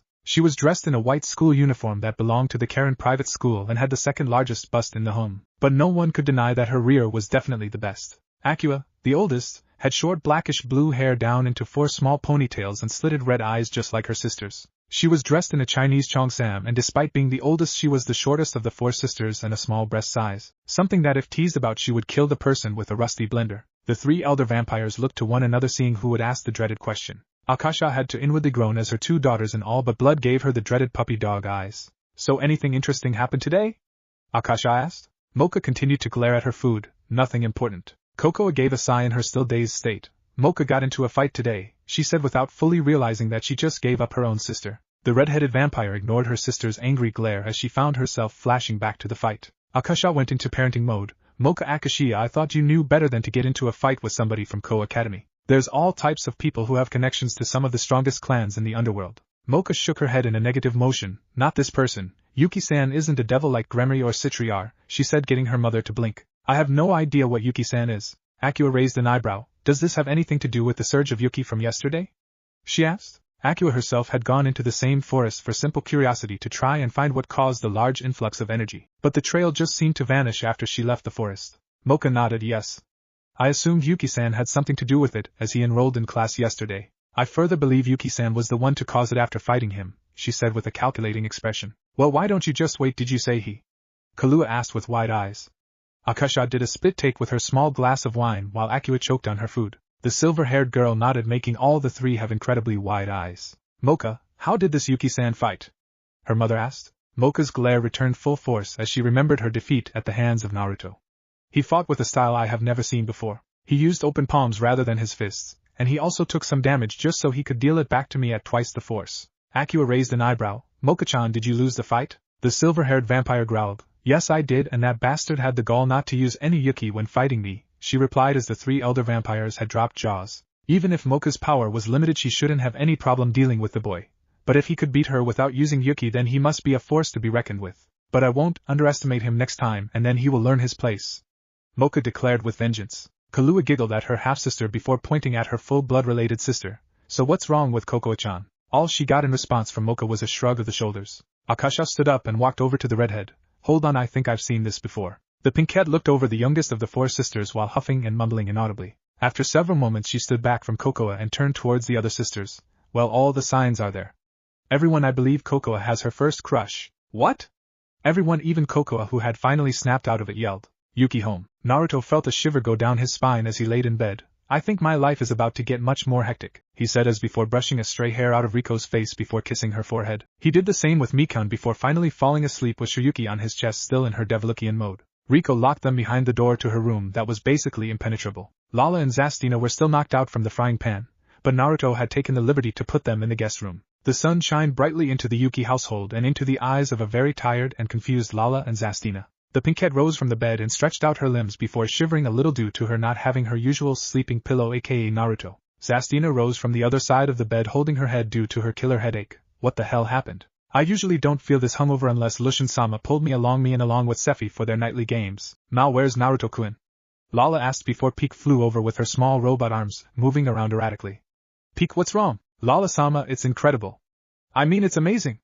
I never imagined something like this could happen. The robot was cut off when her creator flicked her in the head and glared at her cutely. Peek, speak clearly or else I'll dismantle you and put you back together as a toaster, Lala threatened while pulling out a screwdriver from her infinite storage space that all women knew how to use. The robot quickly backed up, waving her hands around rapidly while still being excited about the news. Luckily I recorded what happened yesterday and took the liberty of sending it to your mothers. Alright, just show me already, the pinkette ordered as the small robot began replaying the video from last night. Coincidentally her parents and her younger sisters were watching the video as well. Devolukian spaceship. Damn it, this better be good, Lushin muttered, rubbing the sleep from her eyes. She was currently in her preteen form, which had spiky black hair that went down to her shoulders and round pair of breasts, and a nice pair of hips. Lushin's head was propped up by her wife Sephi's breasts that were large, firm, and soft all at the same time. Sephi looked very much like Lala except more mature in her appearance, but their beauty was still considered equal. Well, it is a transmission from Onisama, the youngest of the 3 princesses said, kicking her legs back and forth in front of her mother's form. Momo had her pink hair cut short but had the same green eyes as her mother and Lala did. Her twin Nana had her own hair done into pigtails and the same green eyes. The only true difference between the two was that Momo had a larger chest than Nana, something that Momo loved to tease her about. The transmission appeared fuzzy before it cleared up and started when the bare-chested blonde boy Lala was interested in stand across from said person. They watched as Lala talked to Naruto before she tackled him to the ground. Can you feel it? This is my heart beating for you. That's my girl, Lushin said with a wide grin as her daughter kissed Naruto. Everything was going much faster than what was originally planned, and if this plan worked then so many suitors and so many aliens could be trolled. Sephi gave a soft smile at her daughter's declaration. It seems Lala-chan feels quite smitten with him. Her twins giggled at the goofy/surprised expression on their future brother-in-law before they noticed he and his snake were glowing. However, as was when Naruto and Shiryuki were engulfed in light is when all 4 Devolukian raised their eyebrows. When the light died down and the now Devolukian Naruto and Shiryuki were revealed is when the reactions of the Empress and her family were shown, and they were all actually quite comical. Sephi's reaction was the most normal. The pink-haired mother of Lala had her mouth open in the O position as she held her hand over mouth with the addition of small blush across her face. Nana's face was a crimson color, and had some steam blowing out her ears. She really wanted to cuddle with Shiryuki, who looked absolutely adorable in her current form, but she was more drawn to the bare-chested Naruto, whose eyes seemed to glow. Momo's expression wasn't surprising if you truly knew her personality. She was currently biting her index finger and had a lustful gleam in her eye as she watched water run down his stomach and his star-shaped tail sway from side to side. Lushin gave a wolf-type whistle and grinned when her daughter pounced on the sexy Devolukian. I'm so proud right now. She's found such an interesting choice for an heir. In fact, she lingered as she cackled evilly. Hold on a moment, Sephi said as she paused the video when the blonde and his sister started running away from her daughter. She zoomed in on the small of his back and saw a small bow and arrow tattoo symbol. Is that a tramp stamp? Earth. Lala was now sporting a rosy blush across her cheeks with a wide smile before she ran out the room and bolted towards his room. Zastina's eyes were wide before she walked over to the closest wall and started banging her head, muttering stupid hormones over and over again. Sunlight shined into the eyes of one Naruto Yuki, whose blue eyes opened sleepily. He tried to move his arms, but he found he couldn't. The reason would be both of his little sisters were holding his arms in place while their heads were on their designated spots. Mikan's spot was the lower left side of the chest but still above the stomach, while Riko's was right below his neck on the right side of his chest. Shiryuki was curled up sleeping on the middle of his chest. Naruto smiled. I'm so lucky to have not one but 2 beautiful girls sleeping in the same bed with me. His smile faded as a memory of his past came to his thoughts. Mama, I wonder if you ever gave up looking for me? Riko's eyes fluttered open lazily. She gave a sleepy smile towards her blonde brother. Good morning, Naruto-nai-sama, she said before she kissed his whiskered cheek. A few moments later her brain caught up with her actions before she bolted out the room with crimson-colored cheeks. Mikan was woken up by her sister's actions. She lazily opened an eye before she shrugged and snuggled back into her brother's chest. Blood River Mansion. Akira and I, are you seriously doing this? The blonde-haired vampire asked her black-haired sister who was dressing for stealth today. The black-haired vampire nodded. Relax, I'm not going to kill him. I just want to observe him for a little while, and if it comes to it then I'll kill him. Kahlua gave Akira a small pout in response. Ma, I don't want Cocoa's first crush to be bisected by her older sister. Then she will never bring home another special friend to meet the family. For the last kami-forsaken time, I don't have a crush on that stupid blonde-haired Bishinin. Cocoa yelled from the top of the stairs. I just think his fighting technique is interesting. Akira waved off the youngest daughter. Yeah, you're just in denial. Oh. The red-headed vampire yelled before she growled, stomping past her two older sisters. This family is so stupid. I do not have a crush on that blonde-haired, whiskered-faced, deep blue-eyed Bishinin. Akasha gave a nostalgic sigh as she leaned against the frame of the front door. I young love, she said as she remembered all the very few but good times she had with her wife. I remember when your mother and I fought over your father. We were such yanderas. Am I the only sane person in this house? Cocoa cried out before Moka stopped her by clamping onto her shoulder. Cocoa looked at her sister with hope that she would understand. This was ruined when Moka held up a single thumbs up and a small smirk before saying, good luck with your pursuit of love. Damn, I'm an idiot. Yuki household. Sure, Yuki raised her head and looked around curiously before shrugging with non-existent shoulders and going back to sleep. Odd, she could have sworn she heard something along the lines of damn it followed by a smack upside the head. Naruto-kun, hurry up, I'm starving. Lala whined, getting the blonde to laugh to himself. He honestly wondered if Lala remembered how she jumped him yesterday after his new transformation. He was completely serious when he told her that he'd help her with her marriage candidates, but at the same time wondered if the love she has for him was true before he automatically dismissed the thought. His body wouldn't have changed as it did if her feelings weren't true. Speaking of arranged marriage, his thoughts went to Rias and her peerage. I hope they'll be okay. Rias doesn't deserve a loveless marriage, he thought. Now while some would say he doesn't even know her, he could say he didn't care. She protected Rico, and he owed her one for it. The sizzling bacon in front of him snapped him out of his trance before he tossed it off the pan and onto a plate. Breakfast is ready, he called out, getting a cheer from Lala and a wide grin from Mikan and Rico. Zastina had gotten called back to the Devolukian Empire by Lucian to take care of some urgent business that had come up. Apparently it was urgent because the swordswoman had forgotten her armor. By the time they all finished breakfast, it was time to leave for school.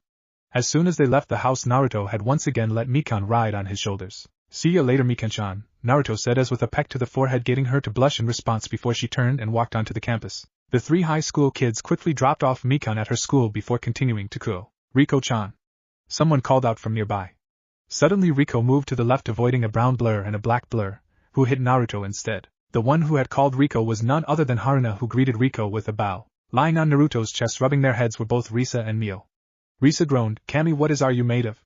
I feel like I just took a head-on collision from a damn rhino. Naruto puffed up his chest a little before he helped both of them up to their feet. When he noticed they were still holding their heads, he felt kind of bad about it. I know I'll do what Mama did whenever I got injured, he thought before pecking both Risa's and Mio's foreheads. What the hell? Risa cried out, trying to get as far away as possible from the blonde while maintaining a healthy red blush on her face. Mio, on the other hand, stood there like a blushing schoolgirl.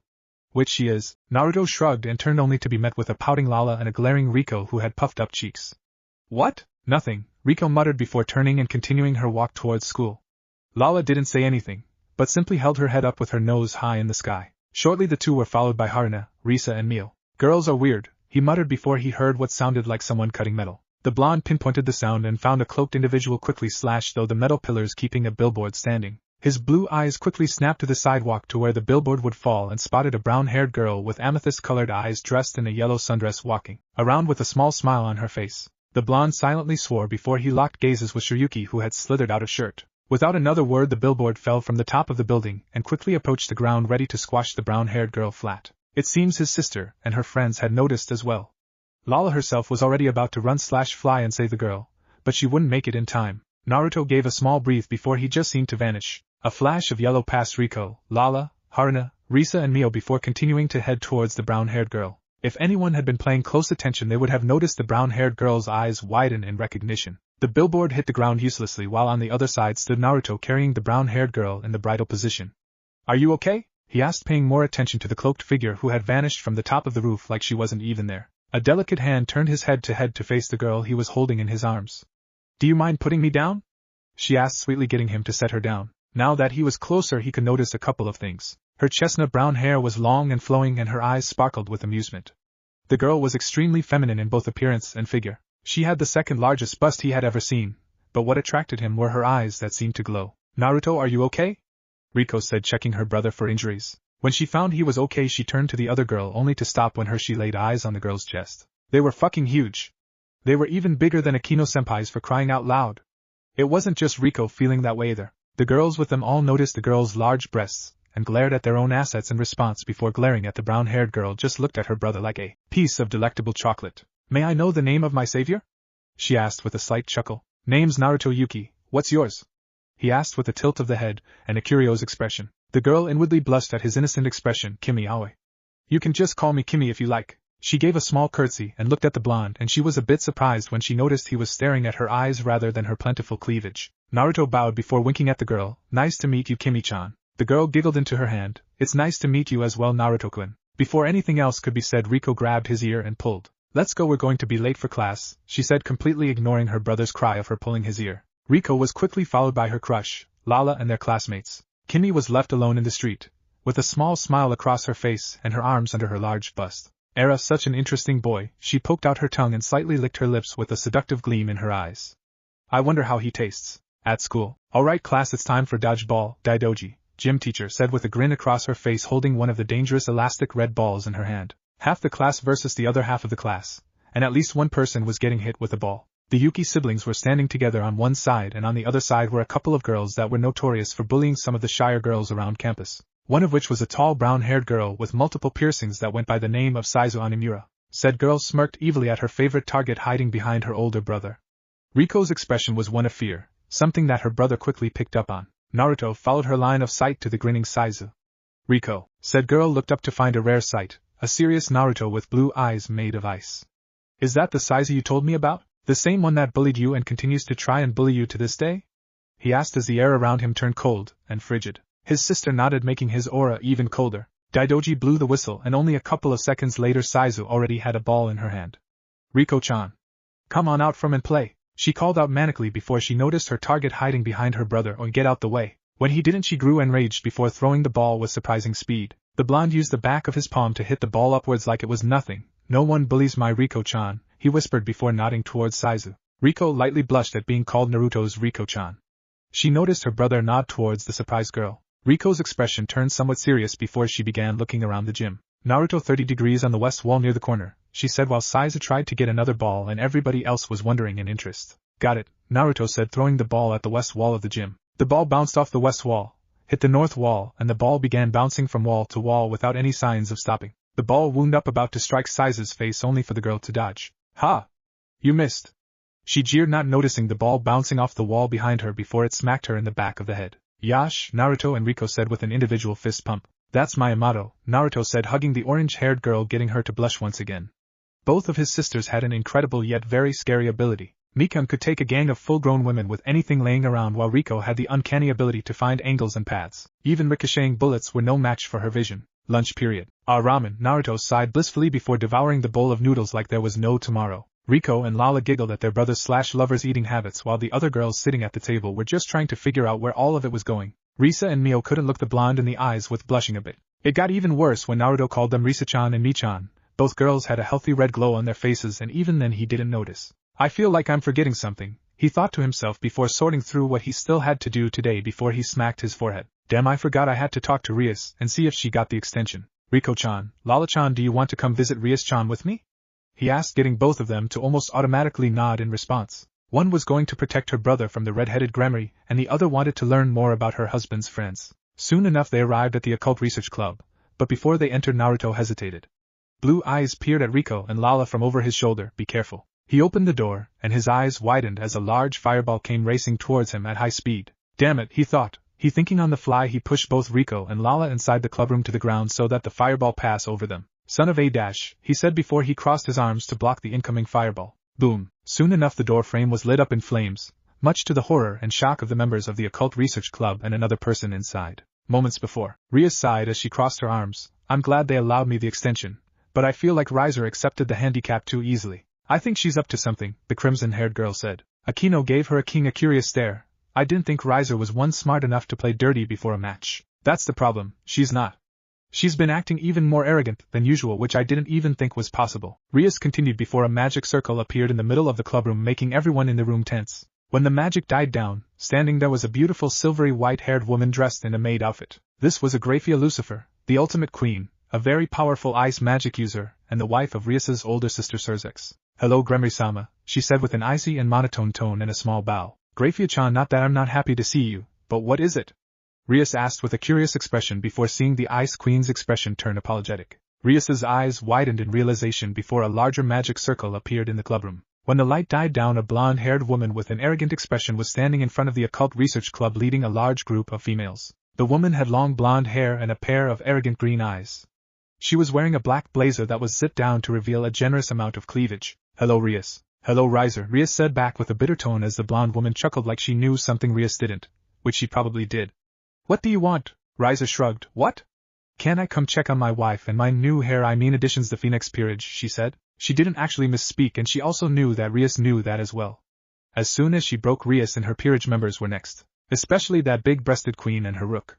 She heard that neck issues were exceptionally tight. "That's bullshit, and you know it is," the redhead bit back. "Maybe, but you know you can't win this rating game." Before Rias could say anything, Kaneko grabbed her sleeve. "Bucho, Naruto-san is here," she said with a monotone voice that had a hint of worry in it. The worry increased when Riser's hand became cloaked in fire. "Oh, is this Naruto a friend of yours? I wonder how she'll burn," the Phoenix heir said with a cruel smirk. Before Rias or Graphia could do anything, the door opened and Riser let a large fireball hit the doorframe. "Present." "Riser, what have you done?" Graphia yelled as she about to freeze Riser in place. Rias's own eyes were wide, as were the other members of her peerage. The blonde-haired nun had tears threatening to flow down her cheeks, while the silver-haired Nekisha was about to lunge and implant her fist in Riser's face over and over again. The Phoenix had the nerve to smirk. "What's the problem? All I did was take out some trash." It only became worse when everyone realized that Naruto's sister and Lala were watching with wide eyes. "Naruto-sama," she muttered as the flames continued to burn while Lala was about to try and put out the flames with one of her inventions. Riser stepped in their path and leered at Lala and Rico. "Hello there. May I know the names of the two lovely ladies in front of me?" she asked, reaching out to grab Rico's chin and bring her closer so her charm spell could do its magic and induct another girl into her harem. However, before she could touch the orange-haired girl, something dashed out the fire and grabbed her by the face before slamming her into the wall. She looked at the offender with a glare, only to find a male glaring at her with piercing blue eyes while the flames danced around him. But oddly didn't burn him his skin, but it did burn his clothing. Everyone looked at the flaming blonde in shock, only for the shock to increase as they noticed he was once again changing. Naruto's blonde hair became brighter and brighter until it became a stark white. It became shaggy and unkempt, and his muscles grew a bit. His body had multiple black and red lines on his arms and chest. His pupils became slits and his fangs became a bit sharper, and a pair of ears popped up on top of his head, and a bushy white tail with red and black lines on it swayed from side to side behind him.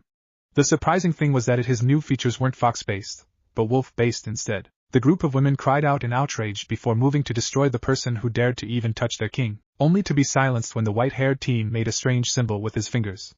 And I mean that quite literally. Riser's peerage couldn't make a sound. "Werewolf," Isamu muttered before Rias's rook shook her head with wide eyes. The white-haired Nekisha shook. This wasn't a werewolf, it was something much more powerful. No, Naruto-san is not a werewolf. He didn't smell like a kitsune beforehand, he smelled like her sister earlier, and now he smelled like something much more primal, and he even radiated a bit of holy energy. Graphia's eyes widened a margin at this bit of information before they widened even further at an old ally and an old foe who had a similar appearance to the now white-haired teen. She was positive of what he was when she spotted a small white wolf puppy with red stripes decorating the pup's sides and back. Naruto tossed Riser into the opposite wall with the same hand, causing the Phoenix heiress to groan before she slid to the ground. The last male cracked his neck and started walking forward slowly with an unreadable expression on his face. Riser's little sister Ravel stepped out in front of her with arms out as if to shield her sister from this strange creature. "Stop it right now!" the light blonde-haired girl ordered, much to his surprise as her blonde curls shifted from side to side and glared at Naruto, who was now tilting his head like a cute puppy. She quickly shook her head of those thoughts. "Just who do you think you are?" Before she could say anything else, Naruto was already in front of her with a hand reaching down towards the girl. She quickly closed her eyes in fear, but instead of pain she felt a hand pat her head and ruffle her hair. Her eyes shot open when the white-haired boy gave her a small kind smile before continuing his path to her sister. Naruto crouched in front of the Phoenix heiress before he spoke in a dark voice. "Do not touch them. Those two are members of my family, and I'll be damned if you lay a hand on them." Lala's face turned beet red as Naruto called her a part of his family already, and her smile was a truly heartwarming one. "Do you know that your peerage loves you?" he asked rhetorically with another tilt of the head. "You have people that love you despite your faults, but despite that you decide to ignore their feelings and continue to chase even unwilling girls to become your playthings. And you know what else? The next time you decide to throw a fireball in somebody's face, make sure they're dead." When Rias told me about you I had no idea you so little concern for someone else's life, so I'll say this dash. He began before getting up and walking back towards Rias and her peerage, all the while pressure continued to pound down on almost everyone in the room. His long white tail put itself in front of Rias and her peerage. I can sense your intentions, and if you ever lay a hand on any of those behind me with anything less than a hello running through your head, then I'll break you. Like a goddamn Kit Kat bar. What? Someone asked, making him growl as he continued his protective stance. Behind him Rias and her peerage had the pleasure of Naruto's tail being near their hands. A single thought filled their heads as they touched his tail. Soft, they thought in unison. The tail felt oddly soft like a quilted pillow while at the same time still tickled their hands. Before anyone could make another move, Rico's hand dashed to Naruto's scalp and began scratching behind his left ear. Almost instantly the pressure vanished and Naruto sank to the ground while Rico scratched his ear. A little bit to the left, he mumbled with half-lidded eyes as his tail began wagging like a dog's. Rico continued to scratch his ears, making him docile before she shot Rias a look that told her to wrap up the situation. Riser quickly shot to her feet and quickly tried to save face. Just who the hell do you think you are, touching and talking to me like that? The Phoenix heiress even let some of her magical power flare. Naruto didn't even lift an eyebrow, but Yuki became highly aggressive and started growling at the blonde female. Said blonde female fumed as the temperature started to increase, much to Naruto's annoyance. Grafia quickly intervened to avoid a battle. Riser, put away your magic. You're already in enough trouble for attacking him as it is. The Ultimate Queen glared at the Phoenix heiress as the temperature began dropping. Riser scoffed. Just be sure to keep that dog on a leash, Rias, she said, earning a glare from Rico, who was tempted to stop scratching Naruto's ear, making him cranky while Lala was debating whether or not to use one of her inventions. You're gonna pay for this, Rias, and so will that dog. The Phoenix heiress soon vanished with the help of her magic, and she was quickly followed by the rest of her peerage. Ravel stayed behind for a second and her eyes locked with Naruto's half-lidded blue ones. Ravel blushed and turned away before following her older sister. The moment they left, Rico stopped scratching her brother's head. The white-haired Yuki shot up with a still slightly dazed look in his eye. His tail waved around lazily as he rubbed his eyes. Shiryuki, base mode please, he asked the small wolf puppy kindly. Shiryuki barked before the two her forms shimmered and she returned to normal, while Naruto's hair returned to its normal color, and his tail vanished. His appearance made the Ultimate Queen take a step back in shock. The reason was because this boy looked very similar to the same man who turned all the world into females. The only real difference between the two were the whisker marks and the blue eyes and the tattoo on his back. Is that a tramp stamp? The position of the bow and arrow was a couple of inches above his rear end. Are y'all alright? Naruto asked while stretching out his cracking bones. Rias diverted her eyes to the side when she noticed that Naruto's shirt was little more than tatters. We're fine, Naruto-san. Thank you, but are you okay? You took a head-on fireball from the Phoenix clan? The redhead said, getting Naruto to shrug. Naruto checked his body for injuries. I think I'm good. That fire was actually sort of cold, so it wasn't that big of a deal. A second later, Kaneko kicked him in the shin. A split second, Rico and Lala whacked him over the head with an angry expression written on all their faces. What? What do you mean wasn't that big of a deal? I thought you were seriously hurt. Lala surprisingly scolded, waving a finger in front of his face. Naruto at least had the dignity to look a bit remorseful after the scolding. Maybe he shouldn't have stayed in the flames for so long. Wait, why is Kaneko upset?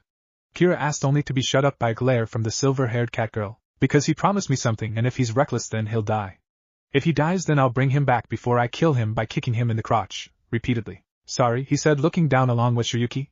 If both of them still had the animal ears and tail, the appendages would have been wilting like a scolded puppy. He hated when his sisters were upset with him. Annoying them was perfectly fine, but when they were mad at him he felt pretty awful inside. Rico huffed before patting his head. Just don't do something like that again. Got it, mister? She asked, poking her brother's chest before pulling it back when she noticed that Riser's fire had burned his shirt, leaving him bare-chested. The girl blushed before pushing him away with a large red stain on her cheeks. Unfortunately, or fortunately depending on how you look at it, the blonde was still in front of Rias and her peerage, including the voluptuous Akino, so when Rico pushed Naruto he sort of took Akino and Rias with him as all three teenagers hit the ground. What the hell, re-dash? Naruto began, only to find himself looking at something fabric made of white and light blue and feel someone soft in two different places, but both of them were near groin. All the females in the room had a different reaction at this accident. Rias, who was sitting on top of Naruto's face, had a large blush on her face, let out a small moan as the boy under her started squirming while she was near Akino's face. Akino herself had her voluptuous buxom near his groin and gave a small smirk when she noticed something growing hard under her chest.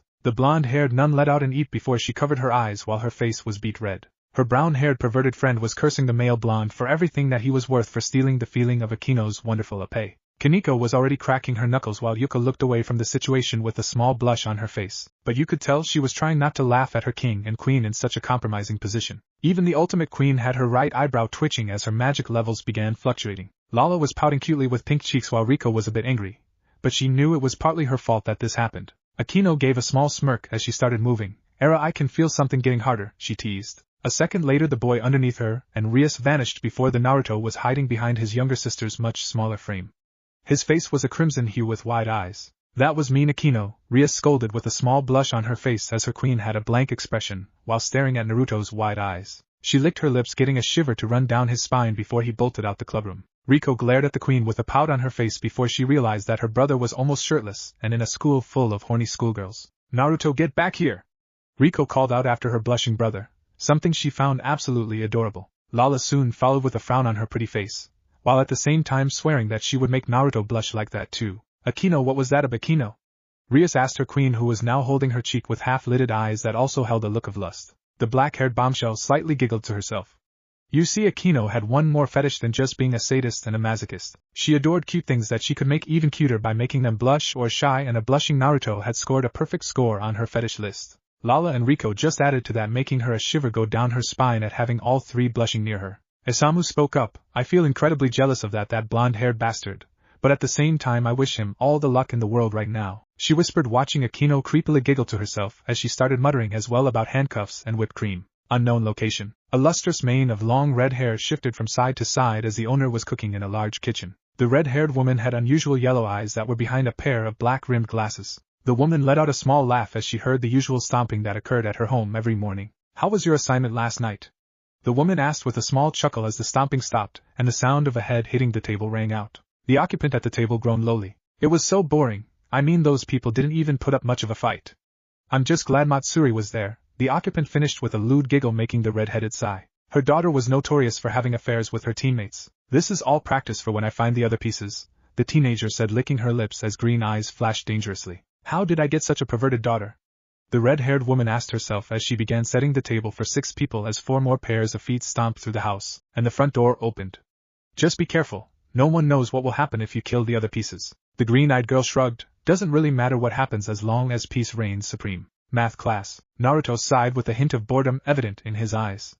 However, he felt a dark and looming presence that seemed to want nothing more than to destroy his very being. His body immediately tensed, and his eyes looked to one of the nearby school roofs. He spotted a black-haired figure looking directly back at him with wine-red eyes and a smirk on her face. His body tensed a little as the figure waved at him, and seeing not a lot of harm, he waved back. A motion that was spotted by his teacher. Susan Kagyoshi was what some may call a woman of the finest peak of a human's full potential. She was a beautiful woman with purple hair tied into a bun, and she wore red-framed glasses. Her clothing was a little bit distracting since she wore a cotton white blouse shirt that did a very poor job of hiding her large cleavage and a short black skirt that completed her strict librarian look.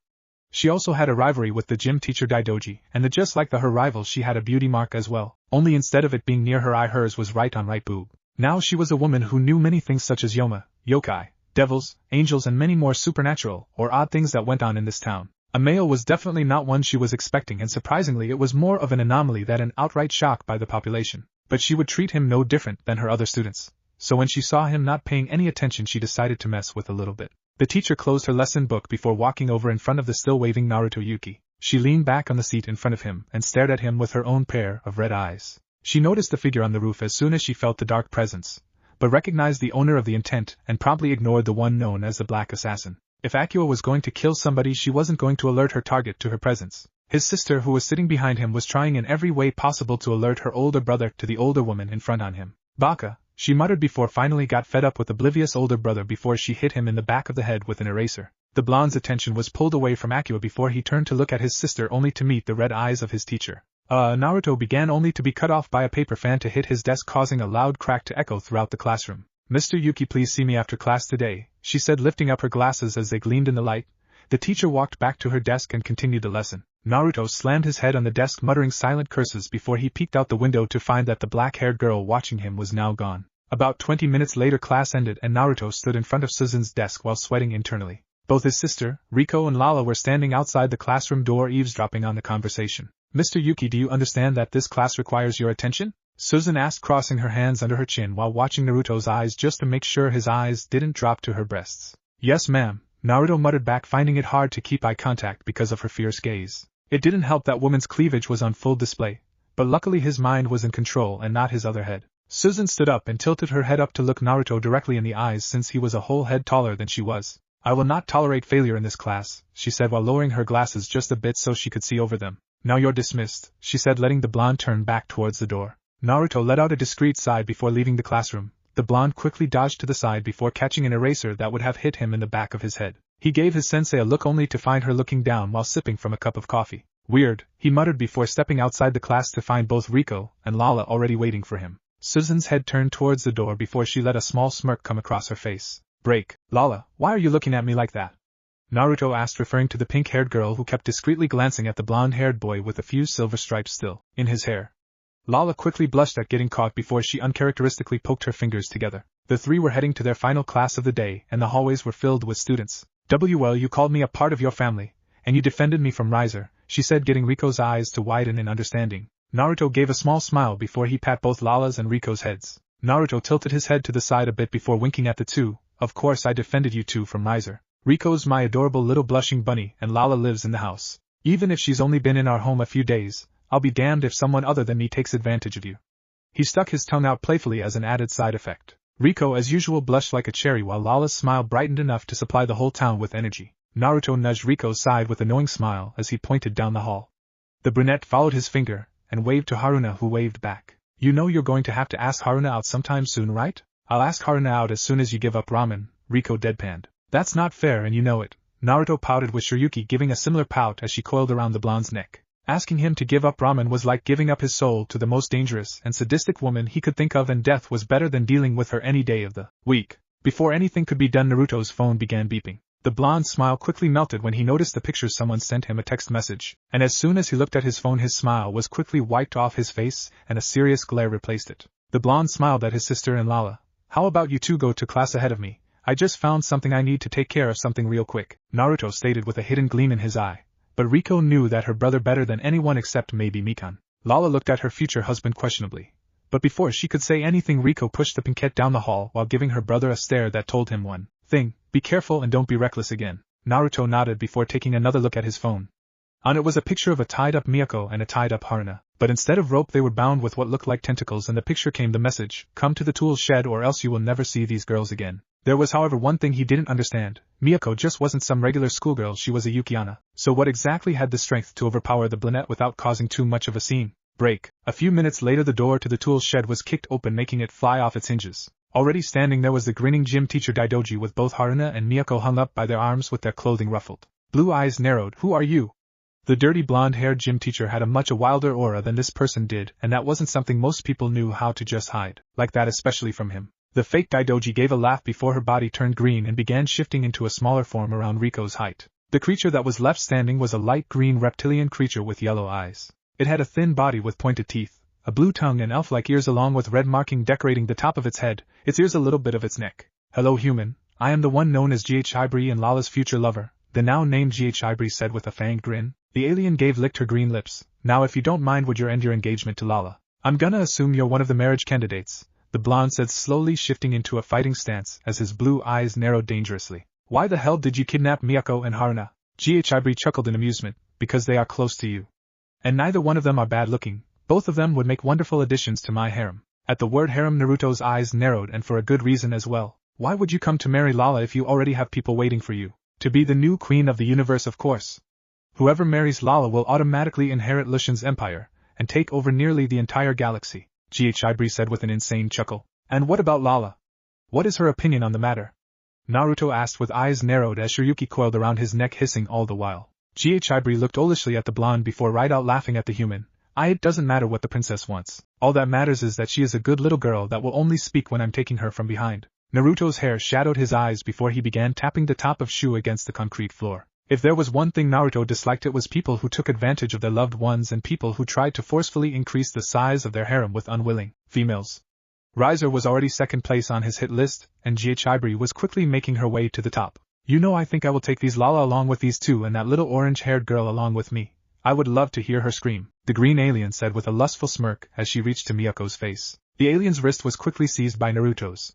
The blonde squeezed Highschool's wrist to the point that the sound of cracking from Highschool's bones could be heard. It seems like everyone wants to touch the big red button today. A cold aura started radiating from the blonde, making the alien reptile creature cringe in fear. The snake on the blonde's arm had her eyes glowing dangerously like an assassin before they break their target's neck. Get your hands off me, you damn dirty human!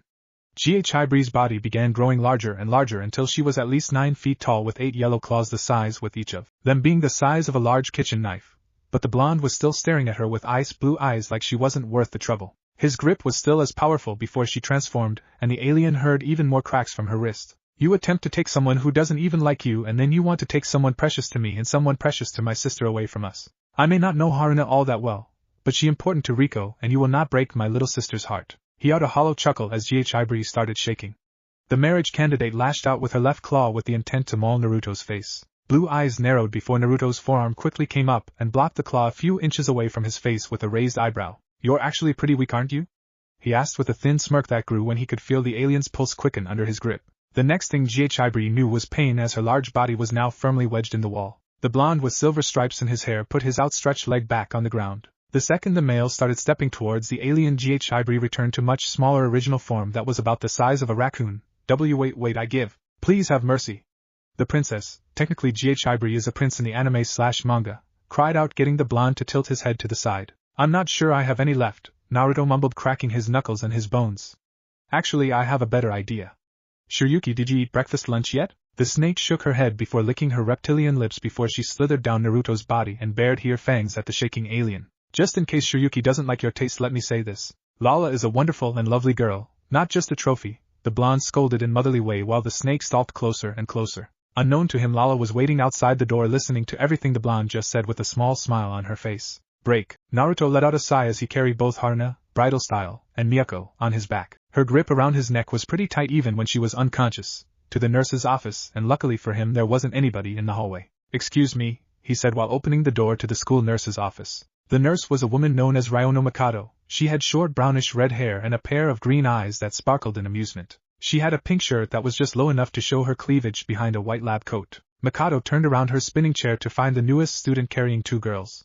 Ah, you must be Riko's older brother. Hi, I found Haruna-chan and Miyako-chan put in the shed. Naruto answered as he set Haruna down on the bed and tried to set Miyako down as well. Keyword on the word tried. The blue-haired girl had her legs wrapped around Naruto's waist, and arms seemed to constrict around his neck. The blonde gave another sigh. How long have you been awake? The Yuki-ana's eyes opened a little with a thin grin on her face. The whole time, she answered. She inwardly giggled at the twitching blonde brow. You haven't carried me for a while, you know. She pouted, making the blonde once again rub his temples. Now how about you and I go back to my place so you can plow my garden? She had a lecherous smirk as she pressed her breasts into Naruto's back. Mikado was giggling to herself at the blonde's deadpan expression and the brunette who was now snuggling into his neck. Who knew that the Yuki-kun was such a pervert little boy? The doctor said, making the blonde's eye twitch even more. You're not helping. I know. I'm quite interested to see if males mate the same way females do. Miyako grinned. A little bit of exhibitionism sounds kinda hot right now. You two are perverts. Naruto face-palmed before he once again started rubbing his temples to lessen the stress he was feeling. That didn't last long, however, as Miyako blew into his ear. That wasn't a no, and I know a real good way you can use some of that stress you're building up. Naruto looked blankly at the Yuki-ana for a moment. He opened his mouth several times only to close it a second later. An entire minute later he finally began speaking. There are several reasons why I cannot have sex with you right now. One is because Riko and Mikan would have my head on the chopping block, and I don't mean the one above my shoulders. 2 is because Momoyo would try to kill me before just raping the hell out of me in the dungeon under the dojo. 3 I'm not having sex in front of a doctor who is more interested in how my body works than what's considered normal and my sister's unconscious crush. And finally, when I have sex I want it to mean something more than a quick romp. Mikado eyes widened. Oh my, are you a virgin? He didn't have to answer as his slightly blushing cheeks answered for him, while Miyako pouted cutely at the blonde. I will be the one to take your first time, Naruto-kun, even if I have to freeze you to do it. Break. School's finally over, Naruto muttered with Riko and Lala behind him while Mikan was once again riding on his shoulders. It was times like this that made him happy that the Yuki family had taken him into their home. He still couldn't shake the feeling something very bad was about to happen. Then Pinkette was holding Shiryuki, who seemed to be in a little pain from throwing up Hibri, and luckily for the little snake Lala had been there to pick her up and carry her around the rest of the day. You're just so adorable, Lala said, scratching the white snake under the chin. Riko was leaning against her brother's shoulder, while Mikan settled for patting his head to a beat. The orange girl sighed for a moment before she looked up at Mikan, who looked back down at her older sister. The two then started a conversation using only their eyes. It's not fair that he kisses you at least twice a day every day. If she was being honest, she was jealous of her younger sister. Naruto didn't kiss Riko's forehead nearly as often as he did Mikan's. It may have had something to do with Mikan being a spoiled little girl that kept telling Naruto to kiss her forehead when they were younger. Mikan's cheeks turned red. Even if her brother's kisses were purely sibling love, they still felt nice. Not my fault he kisses my cheek. If you want him to kiss yours, then ask him to. Riko was about to retort only for Naruto to kiss her forehead and Lala's forehead as well before continuing the journey home. Sorry about the whole being on fire thing earlier, he stated, not looking back at the two girls who had stopped walking. The blonde had to stop himself when he felt Mikan's thighs squeeze around his neck, effectively cutting off his oxygen supply. What's this about being on fire? The youngest asked in an eerily quiet voice. Her hair covered her eyes and her legs continued to constrict her brother's windpipe. She may have been the youngest of the three, but she was the most mature personality-wise than her older siblings, meaning she could be much more vicious than Riko when it came to her brother's safety. A hollow chuckle rang out from the alley that they had just passed, making the eldest Yuki tense while his orange-haired sister began shivering. I know that laugh. Golden brown eyes widened as they watched Saizu walk out the alley with a small lecherous smirk on her face. Hello Riko, Saizu smirked as the orange-haired girl moved behind her older brother. The blonde himself bent down to let Mikan off his back. He glared at Saizu with blue daggers before Yuki jumped from Lala's arms onto Naruto's shoulder. Are you seriously going to have your brother fight me? Riko, take Mikan and Lala home. I found something I need to take care of, Naruto said with a small feral grin on his face. Mikan tried to argue only to nod when she saw the look in her older brother's eye. She sighed at her reckless older brother. You're cooking dinner when you get home. Naruto's head quickly snapped to his youngest sister. What? I cooked dinner and breakfast the last 2 days in a row. He quickly shut up when she glared at him with a burning inferno in her eyes. Okay, I'll cook dinner. Good, Mikan said smugly before she left along with Riko and Lala, while the first of the two looked worriedly at Naruto while the latter was confident that he would be okay. And there was an episode of Absolute Duo was on Toti. Naruto smiled as they walked away before turning back to glare at Saizu. You tormented my sister when she was younger. Before I kick your chest cave in, do you want to tell me why you decided to mess with her? Saizu grinned maliciously. Because I could. Her simple answer quite frankly started pissing off the only male in the universe. Your sister was so shy that it was absolutely pathetic.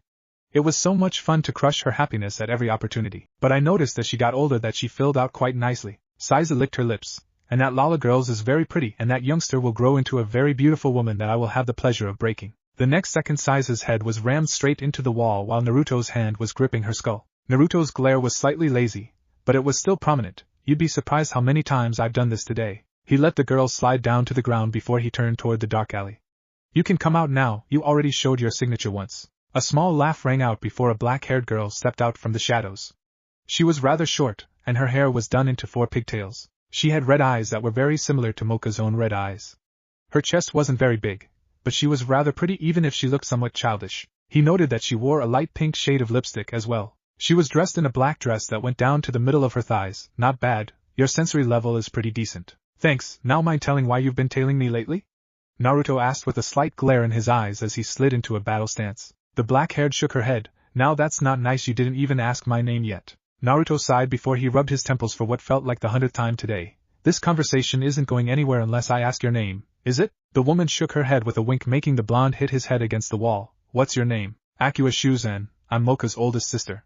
This got a raised eyebrow from the blonde. She continued, I take after our mutual mother while Moka takes more after her mother Akasha. Naruto nodded at the tidbit of information, noting to put that away for later. So what do you want with me? I just wanted to see the boy that beat me, my sister, but from what I've seen you're more than just a normal yokai. You transformed into a legendary beast that hasn't been seen for centuries.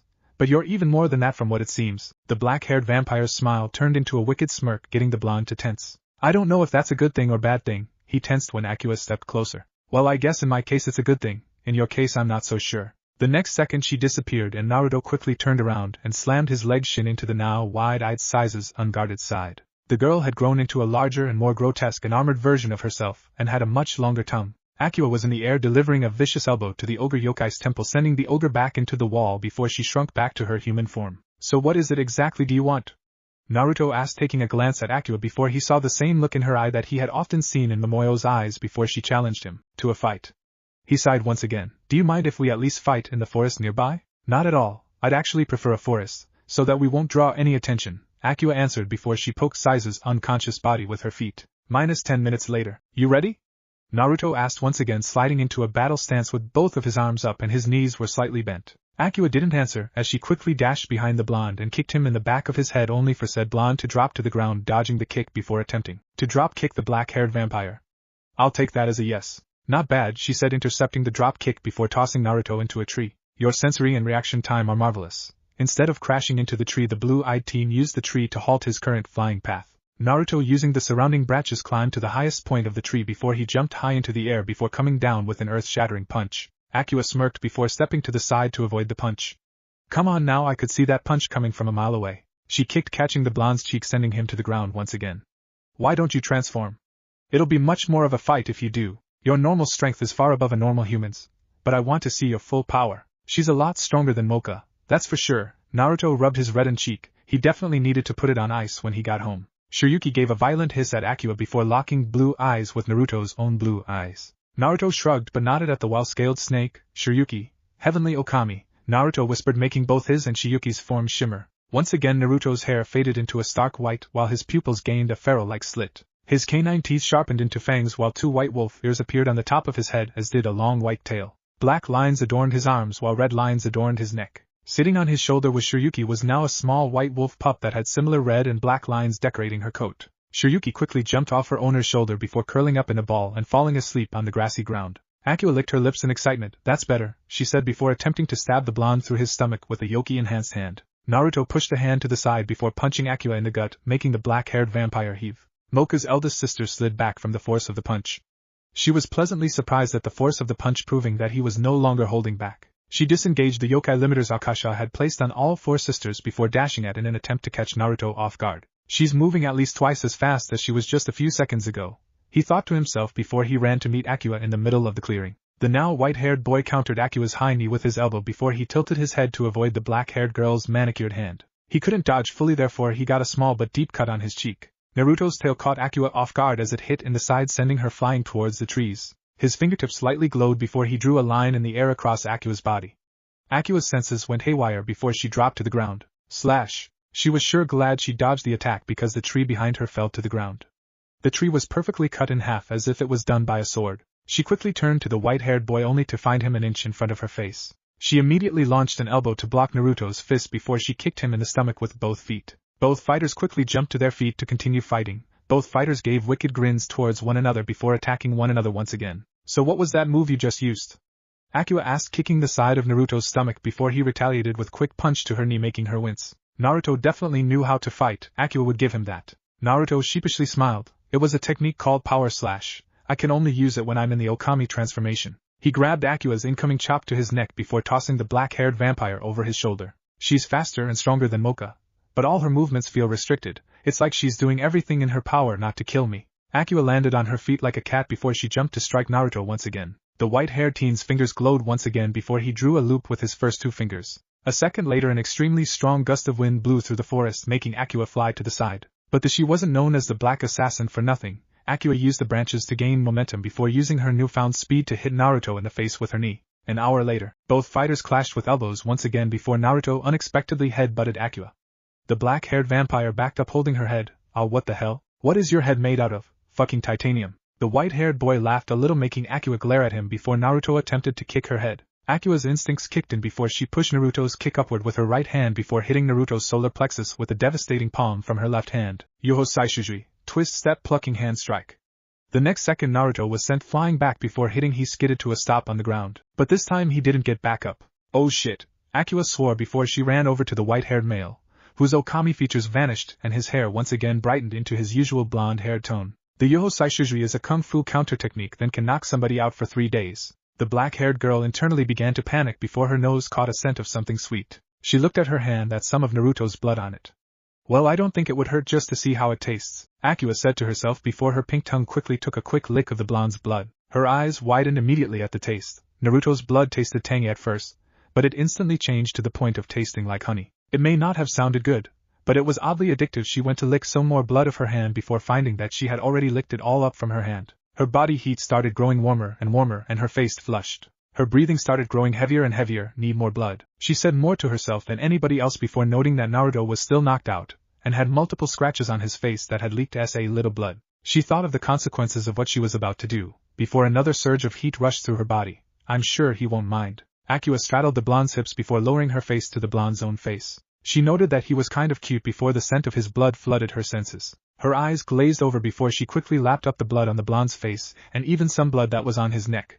But even then the heat inside her didn't wither. It actually increased into an inferno inside the black-haired vampire's body. Her clothing began getting in her way, making her loosen up her shirt and ruffling up her clothes even more than they already were.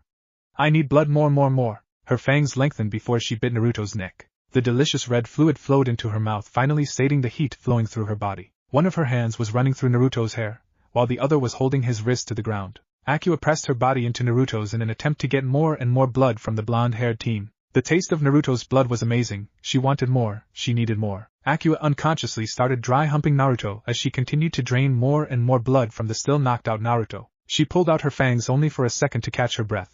I could drink this for rest of my life. She took long licks of the spot she had just sucked before once again sinking her fangs into him. Naruto began shifting, making Akua's eyes lose their glazed state. The vampire still had a little bit of blood running from the side of her mouth. Impossible, that technique supposed to incapacitate their victims for 3 days, not 3 minutes. She quickly got up before she used her speed to leave the clearing. A few seconds later, blue eyes opened before Naruto sat up, rubbing head. "Oh, what the hell hit me?" he asked. He looked around but he couldn't find Akua anywhere, so he just assumed she left. "Damn it, I was actually having some fun." His complaining woke up Yuki, who had already turned back into her snake form. The snake hissed at him, making Naruto panic as he looked at what time it was. "I'm so screwed," he said before he quickly picked up the white reptile before he dashed at top speed back home. -10 minutes later, Naruto opened the door as quietly as possible before stepping through the front door. But as fate would have it, he wouldn't be so lucky to avoid punishment, as a knife quickly embedded itself the wall 3 centimeters away from his face. "Where have you been?" Mikan asked from the doorway to the kitchen, tossing another knife up and down. The brown-haired girl seemed to be radiating a scorching inferno as she looked at his state of clothing. The other 2 teens in the house were also nearby on the couch. Riko's presence was ice cold, while Lala just settled for glaring at the blonde. "What?" Mikan stepped up to answer. "You're more than an hour late coming home.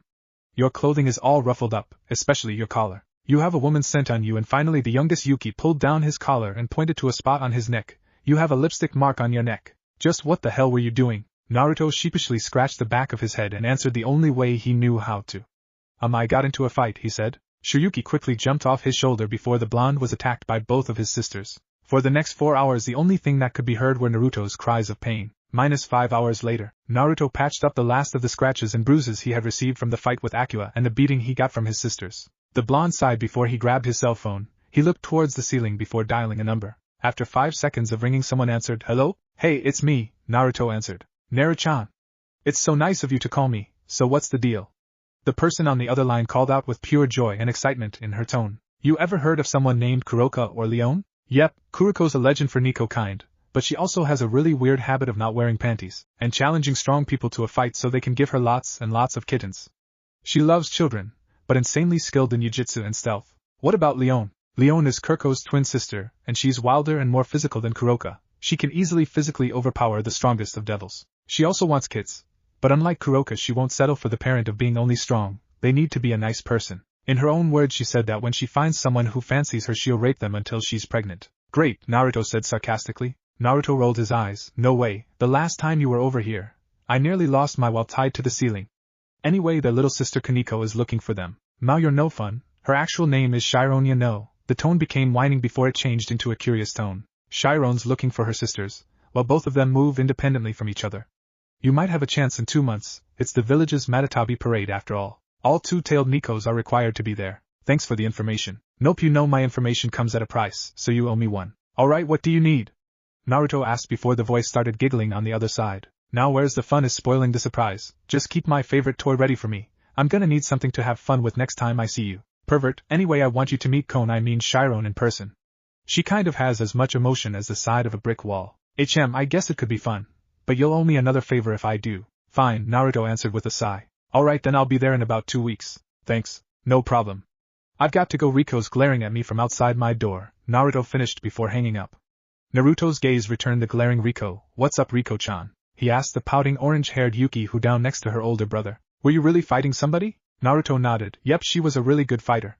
Her name was Akua and she's Moka's oldest sister. There were several times where she could have easily killed me," he said, not noticing his sister flinch. "Naruto, I don't want you fighting anymore," she stated with clear conviction in her eyes. She stared into Naruto's blue eyes with her own golden brown colored eyes. "Every time you fight you get hurt, and I don't want you getting hurt by anyone. You might meet someone who's so powerful that they actually kill you." Naruto sighed before rubbing his precious sister's head. "I can't do that, Riko.